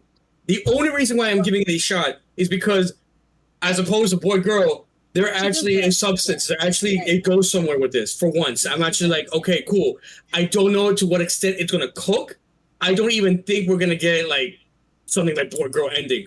But at least it's gonna go more better than that. And I never learned my lessons with this. I had to give it a chance. I gotta watch it to the very end, no matter how dog water is. Because at the very end, I gotta warn people: if it is boy girl, don't even bother. I had to want to take the bullet. But I gotta give it a shot. I will say the fan service has been kind of nice, but again, it's very similar to boy girl. The memes I've also put in the Discord. If you guys want to check it out, it's the same shit. Really, it's just let me have a little copium with it, but. Yeah. You just don't watch this shit, guys. Don't be me. Look, I'm gonna take a little slot for a bit. I'm gonna put Yano-kun's Ordinary Days real quick. That was the highlight of the premieres. Look, I always saw the manga around. I thought it was a more depressing thing, but to come to find out, no, it's actually really wholesome and cute. Yeah. It's really cute. I really liked it. That was a really fun premiere. I would say that would be my second or third favorite premiere of the season. He's just, you see this guy all beat up, and that's why I thought it was depressing, because you see him beat up all the time. But no, he's just clumsy, which I don't think is just clumsiness. It's bad luck. Like, he has bad fucking luck. Like, it's insane how he gets hurt so quickly. So yeah, I don't know. We have this class president who's worried about him that ends up having a crush on him, and she's just like, Yano-kun, I'll take care of you. You know, I'll help you with your wounds and everything. And they get closer, and she tries to find a way to get be friends with him. And yeah, it's really cute. I think this would be a surprise romance and slice of life comedy of the season. It's really well done, and the art looks fantastic, and the designs are really cool, cute. Yeah, Grem like Yano, yeah. right? Yeah, I really liked it too. No, I agree with you with what you said. Like, you're so right about that. I was watching that trailer. You get that little sense like, oh, is this gonna be another Takapi? Is it gonna be hella sad? Like, am I gonna really want to watch this? And then you start watching it, and it's like, okay, so I said it while we were watching it, but nobody picked up what I was putting down. It reminds me of Shikamori. Because the main character in Shikamori also had stupid bad luck and that's get true. hurt all the time. Dude, don't say that. Bro, And- it was made. Don't even get And you had the girl that was trying to protect him, and it's the same thing, right? Like, you feel me, right, Neko? You know what I'm talking about. Bro, It what are you reminds me a lot of Shikamori, except Bro, for I was gonna watch this too. Don't even bother if it's anything Shikamori. Just no. no, I'm saying the premise is a lot like Shikamori, but like. Whereas Shikamori, they were already in a relationship. In this one, she realized that after like 2 or 3 days of him not being at school for whatever reason, that she couldn't get him off of her mind. Like, she had fallen for him hard, and even her friends are teasing her like, dude, of course you did. Like, you're the only one that doesn't see it. And so it's really cute. I'm really excited to see how the relationship goes down. I'm really excited to see how she's going to try to break these barriers, because she was talking about how she felt like there was a wall because he wanted to protect her, and it's like this whole thing. Yeah. It's going to be so cute. I enjoy the heck out of this. This one's going to be a fun one. It is, because he wants to protect people, so he doesn't want people to get close to them because they end up getting hurt. So yeah, I'm curious if because this is bad luck. This is not clumsiness. This has to be like a curse on him or something. I don't know. Yeah, it's the same thing as Shikamori. Yeah, for sure. I get you. In that way, yes, I get you. But yeah, okay. Yeah. All right. So, what else do y'all want to bring up? The Gooner comes back, boys. The Gooners come back. Nate, take it away. Gooners unite. Listen, I'll just say real quick. 12 minutes. Definitely worth the time. You guys, it's for fucking once we got a fucking story. It's not just Gooner shit. There's actually some substance, boys. Fucking my boy's trying to get into college, gets a job. He wants to do sports doctor. Has massaged some nice girls. Clothes get off. Diddy oil's involved. Titties be flying, bro. It goes really, really deep in that. Dude, when he was working out her hips, bro. When he was working out her hips, that shit was insane. Bro, the moan. And then her leg was coming up to her boob, and it like the sound effect when it would. Those screenshots I have that, unfortunately, guys, my co-host Vash will never allow, because YouTube is such scaredy cats. But if I could, I would definitely enlighten you guys with the amount of etching, the amount of peak we're getting with this, bro. Even though this shit is mid, I've been having a fun time with it. It is definitely like 12 minutes. 12 minutes. It's not even a full 24. You don't have to do. And it has a small story, which is crazy. 5 girls, different sports that they play. I think it's 12 episodes. Titties. Don't really go. What do you want? Feet? Uncensored. You can't watch. Uncensored. And uncensored too. Yeah. When you were watching it, I did see that, and I was intrigued. Crazy angles. Oh God! Massages, workouts, some unrealistic. I mean, you can see my screen. It's thank God it's not crazy, but some unrealistic reactions you'd have to someone massaging you, but it's all good, I mean, when they and we gotta give a shout out. Memory knows, to that one girl at the very beginning of the episode. That girl with the big bunda. I hope she's a mother. My God. Yes, sir. You ready? If you know, you know. If you know, you know. But I hope she's a mom to one of the girls. Otherwise, or a teacher or something. But damn, that peak, that very, very peak. Not much else to say on that one.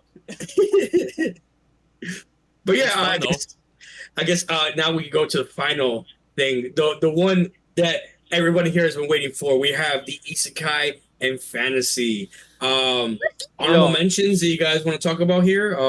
Hell yeah, I have a few. Well, the first one, Campfire cooking, that don't come out until week 2 for us to talk about because the new episode comes out this Tuesday. We're releasing this episode this Monday. But the one I have is Dad is a Hero, Mom is a Spirit, and I'm a Reincarnator, episode 1. Really enjoyable, really wholesome. I want to shout that episode out. That I do recommend it. It was a cute isekai / fantasy series.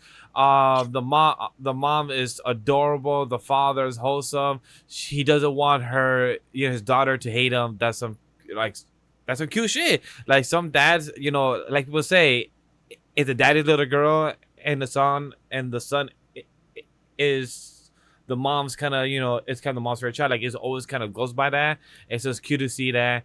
And the piggy from Muppets made her cameo appearance. If you know, you know. You're welcome. You're welcome for that reference, by the way. They didn't get that reference until I came in and I was like, hey, it was Miss Piggy. And they all went, oh shit, he's right. Yeah. So you're welcome. That's all I got for that. Like, I highly recommend it. It's cute, wholesome, animation. That's all I got. Anybody have any comments about that show? I would just say I liked how she was a scientist, so her cheat skill is literally using materials. Oh yeah, that is true. I beg your pardon. That was really cool. So she. I heard cheeks. I misunderstood. No, a cheat skill. Cheat skills. Cheat. Cheat, oh my god! My headset's not working, guys. Sorry, it's unbelievable. We're not gonna put it to professional. So, anyways, yes, that was really cute, and I like the backstory between her parents and her dad. Be like, no, I don't want to go home, but I did love because even throughout the episode, I was like, that's kind of fucked up, bro. You abandoned your people, and I liked how you took accountability for that, even for his poor brother. I don't know if his brother's maybe a dickhead, but his brother ending up with that pig. I'm like, that's kind of messed up, bro. Like, I get it. She is, and she ruined your life. I get it, bro. But if your brother suffered because you left for that long because you didn't want to come back, and I get it, but you left your people, bro. Your people are suffering. They don't like this. They don't like this pig. Literally. But also, how did one lady fuck up this whole kingdom drive for 10 years? Power, right? Because she is the second princess. She's the second princess. Yeah, so she, they can't say shit, sadly, and that's how it was. So they I don't know, man. I feel like I don't know. I just really appreciate that, and he apologized even to the guy because I was like, the whole time the guard was feeling sorry, and I was like, no, bro, he needs to say what he needs to say, and I loved that he did say, hey, I'm sorry for abandoning you guys. I'm over here living a good life with my wife and kid, I didn't come back for you guys, and I hope he kind of helps, get this pig out of here and slaughter her and get some bacon. I don't know. He better kill this bitch. I don't know. She is disgusting, and I don't know. I hope the brother's okay, like a good guy. If he deserves to be with the pig, then sure. But I think they're kind of saying or I don't know. I don't see any reason for the brother to be a dickhead rather than just a guy, and he just was put into these circumstances. But yeah, I don't know. I like the love story between the mom and dad. It was cute, and it seems like we're going to follow that. And from the trailer, I like the concept that the royal family is going to want to get his daughter in a arranged marriage with their little prince. And I don't know. It's going to get cute. I'm excited for episode 2 to dive into more of that. Same. We were just we were introduced to the family and the portraits of the family, to the dad and mom and everyone. Same. I think I'm married. With that, I want to also say the second one, while last boss appear, very, very similar to Overlord. There's another example that me and Nate said. I forgot it was Overlord, and there's another example that I can't remember off the top of my head. But good show. Definitely Overlord. Yeah. Definitely Overlord. I can't remember the other example I said, but good show. Good fantasy series. Going with it.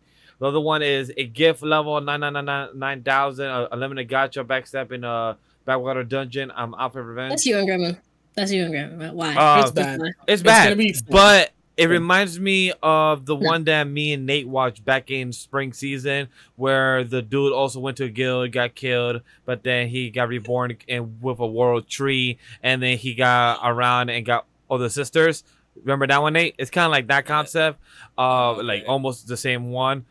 The only thing I'm gonna still watch this because it's a long title. and it's a fantasy series, guys, so I gotta go by the name. But I'm gonna watch the final episode up to episode 3. If it still sticks with me, I'll keep you guys on tabs. But I don't got much thoughts on this one. Anybody has any other honorable mentions that they want to give? I would say, I'm sorry, I'll do it real quick. The Banished Court Magician, that one, I preferred that after. Yeah, that one was same. really good. That was good. That was a fun episode premiere, and I hope he sticks with these people, cause his last party, cause bro, fuck them other people, bro. Fuck that red bitch. Oh. I'm talking about the one from What the the Kingdom fuck? chat, by the way. The Kingdom one, not the red hair What from kind the of party. anime racism are we talking about here? Don't crazy, ladies and gentlemen. Anyways, Wow. yeah, that was a fun one. I hope he. And I'm really curious just the mystery of like why his like master told him not to become a court magician. And Agree. yeah, so go ahead, man. God, talk about the last ones you didn't get to talk about, and then also your honorable mention. Yeah, I wanted to talk about real quick. I just wanted to talk about Wild Last Boss appears. It's a lot of fun. I quite enjoyed it. You guys said everything that needed to be said. I can't wait for Campfire Cooking. I know Vash has been talking about watching season 1, and as did I. I rewatched it.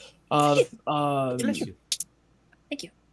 May I ask for one final thing? Is probably when I watched that trailer, that is probably the thing I went into this season saying I want this the most out of anything this season.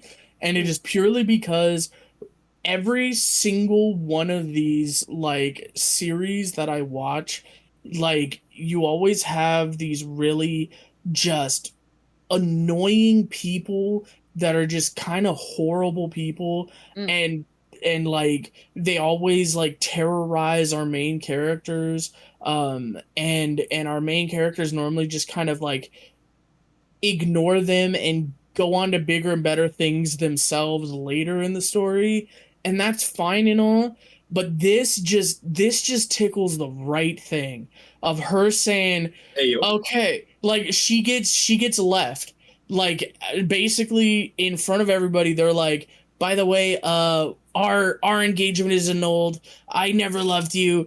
You're trash. You're not worthy to be with the prince.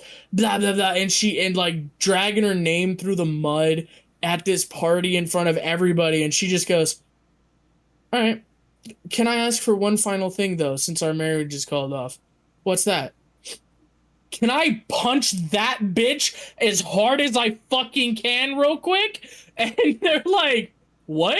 And then she sits there and uses time powers to speed herself up and knocks her out, and then proceeds to bloody the floor with every single one of these trash piece of shit people that are there and loving this whole thing. And then she sits there at the very end, walks up to the prince, who, by the way, prince, that means royalty. That means if you touch this guy, you're kind of screwed, right? Walks up to him and fucking knocks him the fuck out. Yeah. And then goes, I feel better, and walks out. It's so peak, bro. It's so peak. I saw that shit on gas. I loved She's it. so good. I have to agree with Man God. This is literally my like top 3 episodes of the week. It's 2 other Isekai fantasy that I'm gonna talk about with Neko that we both watched, but this is like my top 3. I agree with Mango with everything he said, and I'm glad it was 2 episode job. I feel like the 2 episode was the perfect sweet to kind of hook you in to get you ingrained with the story, and it was solid. I love it. I just love it. Like, that's why I chose the background. A beautiful lady with silver hair, having like 3 different type of nickname and moniker. The first princess just loving it. Like, oh, I love my brother getting beat up. I don't think that I wish my critique was, I wish I was there to see it as entertainment. Like, he just there to cause more chaotic. I don't blame him. And now she's more honest. So like, hey, you're out of your handcuffs. Be honest now. She's like, oh, I fucking hate it. I just want to punch him. And the brother, yo, I feel bad for him, but I love it. I love how honest he is. Bro, I think their dynamic is so fun because he can kind of read her, and so well. She's like, you don't know what I'm thinking, and he goes, you're thinking that you want to punch me right now, and she goes, you're like, yeah. I hate him, and he's not wrong. Because her whole life, right? She was she was like, bro, I held in my emotions so well, bro. I didn't punch this motherfucker until finally now. And then the first prince just girl waited after all the harassment she endured. Yeah. Like, bro. I don't know. It's a look. This is another one. They match their freak. You know, Yeah, he loves. You know, the two ones that are like you would think like, oh, it's going down cliche. Like, wait, no, they both have freaky like a love interest that just love it when their girl goes ham.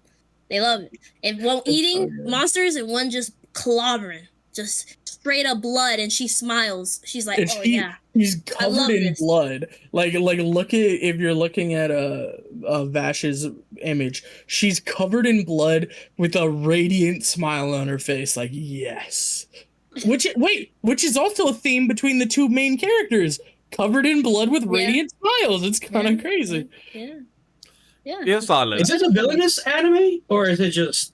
Villainous, quote unquote. Yeah, quote unquote. She's called the villainess, but and I love how every time she has a new moniker, the brother he's like, "Oh my god, can we get tired of these? Can my sister stop getting these evil moniker of being a bloodhound, a fighter machine, and everything? Like, I just want to escape this." Poor bro. I mean, tried for 10 years. I think we all enjoyed, seeing what we saw. Her beating the shit out of bro. That was peak, right? My thing is like, is this gonna be a thing like continually? She's just beating the shit out of everyone, right? Like, I'm okay. I'm okay with that. I'm gonna be honest. That's why I'm calling the fence with this anime. I just feel like that could get repetitive. Like that's just like a thing for me. It's just like, okay, every noble or every like. Go to every noble house and knock every one of them. Let's go. I'm okay. Give the hands. Yeah. Yo. It reminds me of Green Arrow of the TV show of the Green Arrow said, "You have filled the city." Instead of throwing an arrow to them, give them a fist. Like, you have filled this kingdom, and then just pa pa pa pa. Oh God! So I honestly just cleaning up the corrupt nobles. Yeah, exactly. That's all she wants to do. She's going down by the list. Though, like. I don't know. Damn, I can't believe I'm saying this. I'm be swayed. I might give it 3 episodes. Fuck. And you know what? Isekai, you got me for the one time. I'm not an isekai. Both of these are not an isekai. It's fantasy. These are isekais, bro. All right, even better. It's fantasy. I'll take what I can get, but I'm gonna give it 3 episodes, and if it looks fire, you already know, hot or flop, I'm gonna have to give it a hot. Okay, I think the last one I would like to mention is Who Made Me a Princess? Yes, this is a Korean novel which has been turned into a dongwa now, which is so funny, right? This is originally in Korean and then it gets into it's made by Chinese animation. Yeah, it's very and then interesting. dubbed into Japanese dub. So it's funny. It's like they're all cooperating to make this greatness. It's just funny. So yeah, I don't know. As a longtime reader of this, I'm still surprised it's here. I'm very curious which route it'll take, since it will adapt like either the manga or the novel, since the manga skipped a lot of stuff from the novel because of some controversy stuff. So the artists didn't want to get into it, so they skipped stuff and other things. So it seems like they're going by the novel, but then sometimes it seems like it's by the manga. But it's really good. I'm very surprised you guys got interested in it. Shout out to someone in Nate's chat, Nova, for Nova. Yeah. So I don't know. I kind of didn't know if y'all would like this, but it's funny too. Shout out the manhwa. It's coming back with side stories that fans have been waiting for years now. So while this is going on, fans are eating good in the manhwa because there's like side stories of the after it ended. So this is exciting for me too, since I missed these characters. So this is awesome. So yeah, you guys take it away. I will say that I've only seen 2 episodes about it, and for anybody have likes time travel related topics, or of you branching off your own fate, changing your fate of where you see a direction going towards to, and then you branching off that timeline but still heading to, you don't know if you're gonna still reach that direction when you're still heading to that same route, which is gotta find that journey. And I like that concept because for the first 2 episodes, she was originally supposed to meet her father by the age of 9, but she met him now at the age of 6. So now she already changed her timeline towards her fate. So I'm really curious to see where's that gonna go. The animation is fucking beautiful. Her eyes, she has they're called the eyes jewel eyes, I believe, I remember. And it's just beautifully well done. It's very wholesome, cute. I love how she's kind of robbing her own father, or robbing her own self, or technically robbing her own kingdom in a way, trying to stay alive.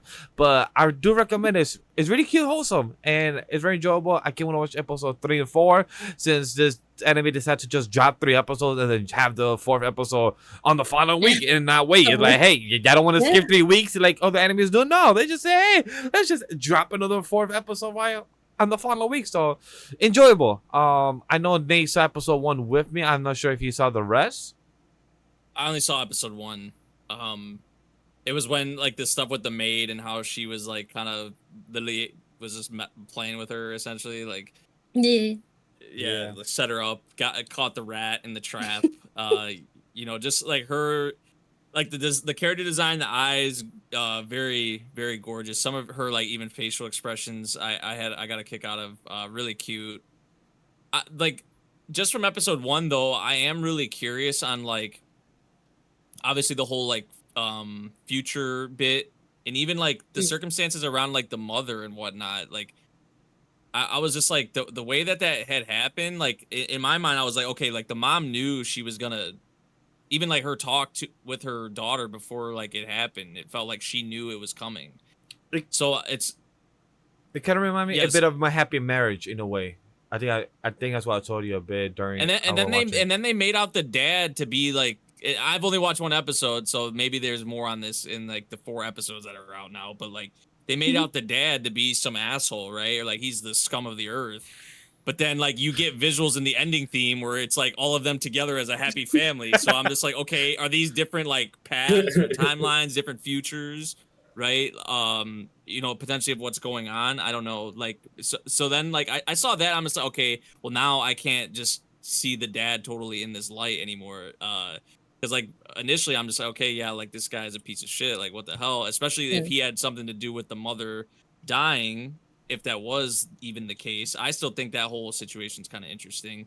Good theories. And even like obviously the whole whatever's going on with her, because like the thing that was throwing me off in the first episode is hearing her voice like in her head, like her like kind of thinking the things out, like she was Rudy, like, you know, that because that was like the thing we like, or like her own monologue, because obviously Rudy's like a grown ass man like mentally, and you hear like the VA, like you hear Gintoki's VA like talking while he's thinking of these things. And even in this episode, like granted it was like, you know, it was the same VA I think, but like still you hear her like in her head, like in the way she's like thinking about these things, it's like very like something like a kid wouldn't, you know. So it's like, is there, I don't know, I think there's other things involved, I guess is what I would say, other kind of factors or things going on that obviously I can't see or tell probably from the first episode. But a lot of things I was definitely intrigued on from the first episode. Even the end of the first episode, I think me and Vash mostly like pointed it out, like the tower, where the what was the it, wizard, like the wizard, or the wizard from the storybook that they were flipping through prior, like earlier in the episode. So that was definitely something that caught our interest. Yeah, well, because so. He came out saying like somebody changed the timeline of fate, and I'm like, oh, you must be a like, big like type of, you know, big figure. Yeah, because what was I think what they had said was that was the strongest. Was it was the strongest or the best magic user or something along those lines? Yeah, like the wizard or whatever. Yeah, like the greatest mage of all the kingdom goes and sits on that tower. Yeah, and then they showed like that tower at the end of the first episode. You would think that was like the wizard or whatever. Yeah, kind of overseeing, or he has an idea or notices some things are going on. Yeah. But no, like obviously, as you could like, there's a lot I was interested in. I'm cheesing. I enjoyed it more than I thought I was going to, honestly. Like, I mean, the trailer and what we had saw on the stream, like, I was like, oh, I'm gonna watch this for sure. But I feel like there's a lot to kind of grasp on, even just from the first episode. So I can't wait to watch more. I know, like I said, there's like 4 episodes out now. So yay. Yeah.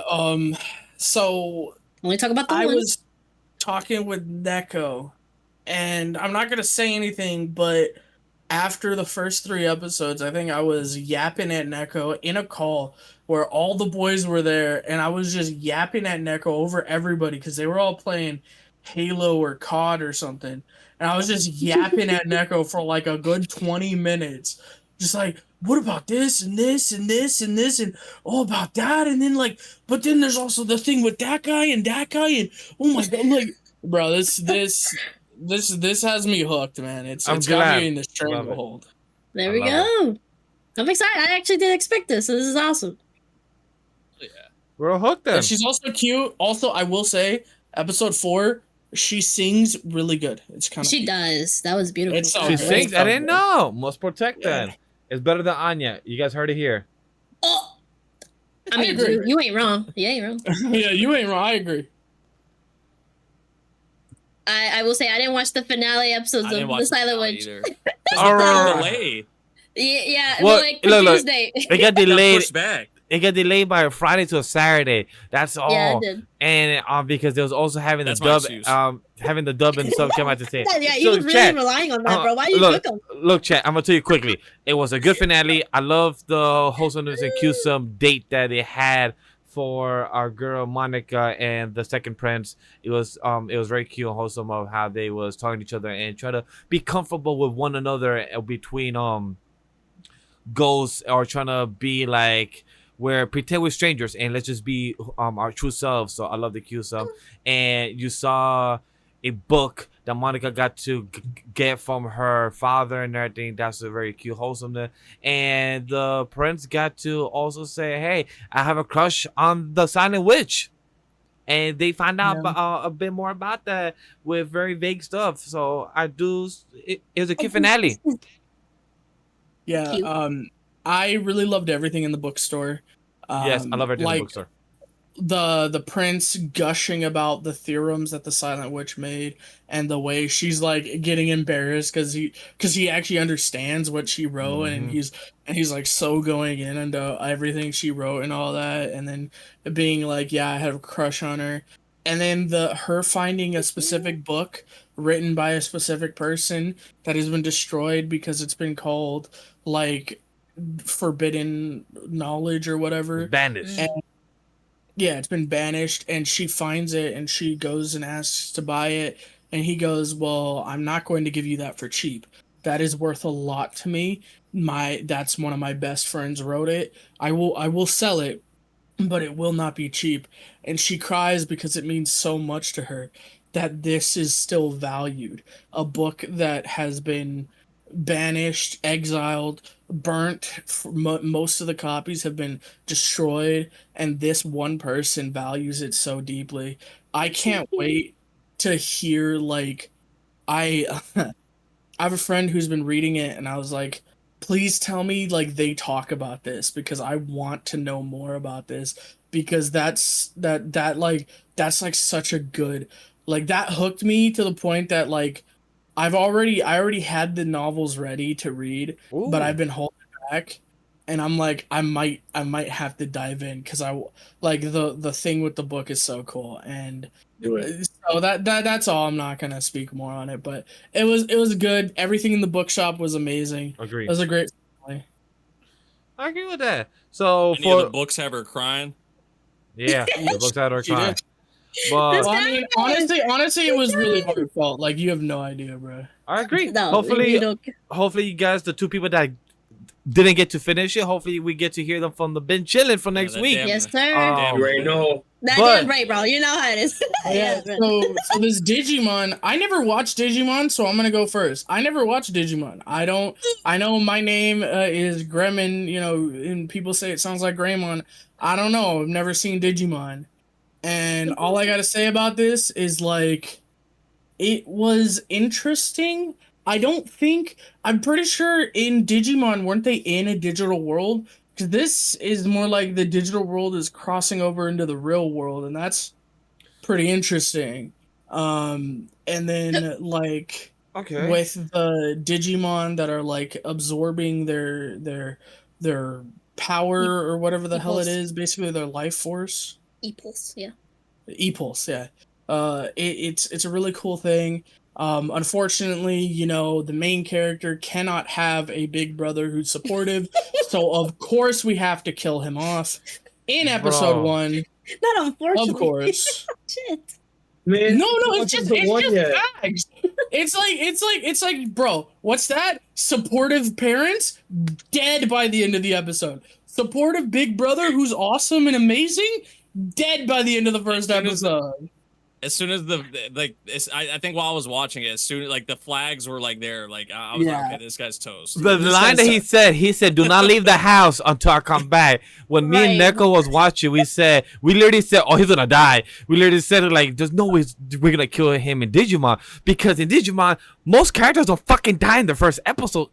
This is why, Chad, this was one of my favorite episodes, because they change up a bit Digimon. The way I see this is Digimon Tamers from season 3 and SAO Ordinate Scale. So a bit of that fusion of Tamers and SAO Ordinate Scale of how they exist with the AI, the world. Just not everyone get to have Digimon unless you have an interesting electrified type of e-pulse or like a unique one where you could access your egg and you have it to become a Digivolve, and then you get fucking Gekkomon just using that tongue, because I better not hear no report saying that Gekkomon has the cleanest tongue out here, because I'm like, that's a big like a bullshit, because that should be slapping on every goddamn surface and is used as a damn weapon, which is insane. Hey, let's be real. Hey, people still want Suyu's tongue, all right? So I'm just saying Gekkomon can get it too. Anyway. No, I think the thing for me, I think I stun locked Vash. I'm sorry. I think I stun locked Vash. I haven't consumed anything Digimon wise probably since like Digimon like Dawn and Dusk on the Nintendo DS, which are like great games, by the way. What a throwback to the DS times. But before, I mean, I watched like Digimon when I was a kid, like here and there. I don't think I watched like everything, but like I definitely watched a decent amount of it. So it's been a while, and I feel like I did enjoy this episode for the most part. I feel like my biggest, if I had to, give a complaint or maybe something I wasn't like, they do kind of just like, I think we were even saying this while we were watching it too, because I think Neko was there and even my Ruzu was there. They do kind of just like throw you into it, and they give you like a lot of shit off rip. So I feel like that maybe for some people, like the pace, like pacing wise, I feel like maybe it was a bit fast. It was kinda, slightly, yeah, kind of like throwing you right into it. But I feel like though it still did a good job of like setting up, obviously, like the whole thing with the e-pulse and even like the what's the term for the sapotama, like the like that. And plus, we have 4 cores too. It was announced on the day that it was released. 4 cores, so we're getting about 50 episodes, some toy shit. So, chat, you're gonna hear us talk about Digimon for the next 4 seasons of this off the bench. So hopefully, Crash could join us and talk about Digimon too. So he's on this hype train, and all 5 of us could, probably discuss it. I do not like Digimon. I'm gonna say that just outright here on off the bench. I do not like Digimon. I'm sorry, guys. I did watch it when I was a child. Did entice me. I like Pokemon more. It's kind of like UPS and FedEx. I can only be with one. I can't be with the other. So sorry. That's crazy. Pokemon for life. Hey, I mean, that's pretty, I mean, oh my! I'm not saying it's a bad. I'm not saying it's a bad show by any means. I didn't. I saw it when I was a kid, but it wasn't for me. I didn't get it. I didn't like vibe with it. I was like, I like Ash Ketchup more, and I want to see him kind of like get Misty and Dawn and all that when I was a kid. So yeah, that was Yeah, fair enough. Fair enough. The Gordon's still doing his good thing as a kid. Understandable. There's some little cute romances in Digimon, bro. It just sucks that we go from one brother being lost to another brother being lost in this show, right, Neko? Yeah, that was messed up. I'm not gonna lie. That back to back was not that was mean. Chat. I was like, bro, what? I highly suggest. Those of you who don't know what we're talking about, we're talking about SI-VIS, the Sound of Heroes. I think yes, correct. I do suggest for anybody, if you have watched both of these shows back to back, is insane, because me and Neko did not expect to see 2 older brothers type of sibling role models to literally be dying back to back in episodes, and we didn't expect that. We came in thinking this was gonna be like a musical To Be Hero X type of style, but it was music with fighting, but then you can easily die. Yeah, I keep getting away with this. I didn't expect that. I mean, you joked about it, and I was like, nah, I did. There's no way. Yeah, I joke like, yo, Neko, imagine if this guy dies because, Chad, after the episode, me and Neko went through the poster, through the marketings. This red-hair motherfucker character is not even in any other marketing. Not one. How you gonna have the characters that are gonna replace the band? not even on any other promotional campaign. You literally have the main guy die, or maybe he's not dead. Maybe he's not. Probably got transported in through the other upside down, because that's why I see it, like the upside down. If you know Stranger Things, you know, you know. Okay. No, it's a very interesting one. I'm very curious because this has 2 cores, I think, planned. So Yes. I'm curious where it's gonna go with the concept of like they have to keep the city safe, so they have to sing and dance and use the powers Every day. of that, you know what? I didn't even think about that. Every day, bro. Because if they don't, literally their city will get crushed and they will lose it into a black hole or whatever happens. It's like, what? I don't know. That really didn't like interest me because it was like K-pop and to be hero thing. It was cool. I don't know, K-pop Demon Hunters kind of thing where they have to do it for the power of like saving their city To close the Hanma. Yeah, to glow the Hanma. Yeah, dude. It was, I don't know, very interesting. It's just it's gonna be interesting how episode 2 handles the next story arc, like the story next, because my dude just went from like witnessing the truth of how the collapse of a whole type of city or town is gone within a second, and they have to be okay with it. So it's for us fans to know that you could win, but then these characters could lose, and they have to accept it. And many people just died, but we don't know confirmation. So I'm really curious to know, are we gonna get told that we just lost 2,000 people or 800 people within, you know, the town of Shibuya? I'm like, oh shit! Like what happens actually just stays happen. Like there's no reincarnation or Dr. Stone, or there's no, you know, bringing back people alive just because Arthur wants to, type of shit. 100%.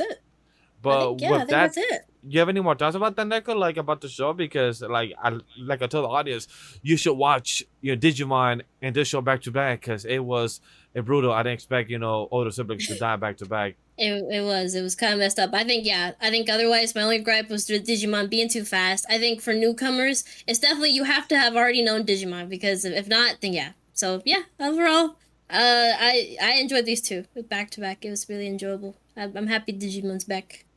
So yeah, I think with that, we're gonna end it. You know, we usually do a top 10 unless people want to do it. I personally think You already know your boy on steady on business. Hey, all right, so Yeah. chat. Crash is gonna be the only one that's gonna do it. I'm gonna just go quickly and tell you, chat, my honorable mention of first impressions that I'm excited to look forward to every week, which is Digimon. Of course, I'm gonna be telling you that right now is the dad is a hero, mom is a spirit. I'm reincarnated because it's wholesome.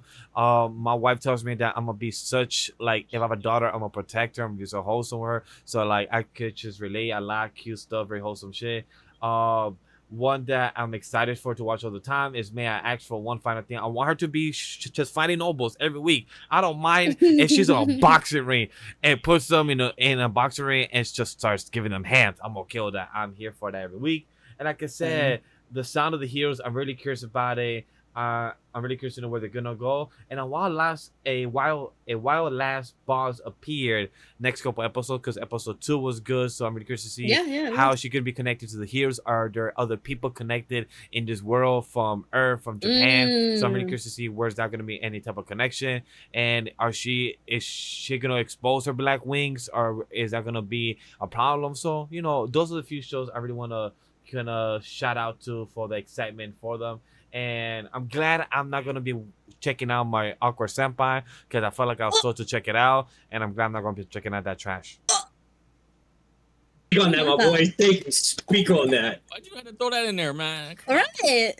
Eddie knows to go next. Yeah, I'll go next. I'll get my top 10 out of the way, because, you know, I'm not like Anime Corner where I have anticipated. No, I actually have a top 10 of what we're watching. Number 1, Just Beyond the End of the World. That shit was peak. Number 2, My Hero Academia Season 8. Number 3, This Monster Wants to Eat Me. Number 4, Watari-kun's asshole is about to collapse. Number 5, Spy X Family Season 3. Number 6, My Awkward Senpai. Yes, even though it's mid, I only saw a couple episodes. I only saw a couple animes, so it's going to be on the top 10 for week 1. Number 7, My Friend's Little Sister Has It In For Me. Number 8, Don't Touch Kotesashi. Number 9, To Your Eternity Season 3. And number 10, Summer Pockets. I will just say it is from last season, but it finished this week. So I have to put it there because I didn't finish Witch Watch, because that shit mid as fuck. But I got season 2. You got season 2. Again, I can't believe y'all put me on this mid-ass show, but again, we keep it going. We keep it going. Anyway, the cute ending for Summer Pockets.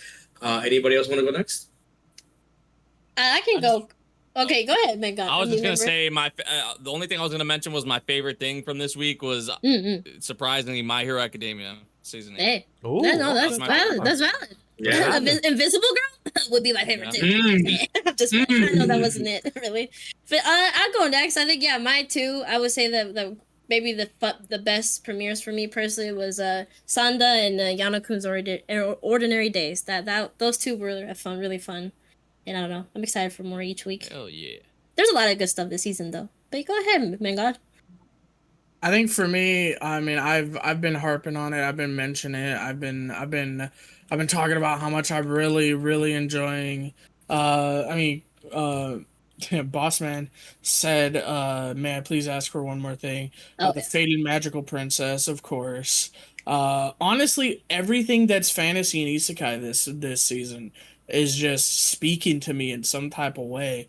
And of course, because my friend, my homie, my shitty YouTuber friend Memory isn't going to talk about Umamusume because he's always going to be behind. I don't even have to watch it. I just have to talk about Umamusume because it's so good, man. Also, wait, I'm gonna throw some love on two things that didn't get mentioned. Ranma one half is freaking hilarious. Yes, I was gonna say, bro, that cat play. That cat thing, bro. You ever get so afraid of cats you become a cat? And you kiss your fiance? And you kiss your fiance, hey, you know? And then, of course, the other thing that didn't get brought up that I felt needed a little bit of love, Mechanical Mari. Yes, Mari. sir. So good, dude. Really? It's so funny. I love how she has to keep a straight face when he's over here like, oh my god, I love you. And he's like, touching her and stuff like, oh my god, your legs are so hard. It's so expected to be from a machine. And she's just in her head like, I'm sorry, man, it's just muscle. I guess, bro. Their bond is really cute, man. It's so cute. I can't wait until like we start to get to see a little bit more expressions from her, and maybe see her really starting to feel some type of way. Because I mean, from the first episode, she's getting there, but like not quite. But yeah, it's really good. Yeah, that's how we're gonna end the year. Well, thank you guys for being here. We always love seeing you guys here on this podcast. Thank you. Thanks, Did.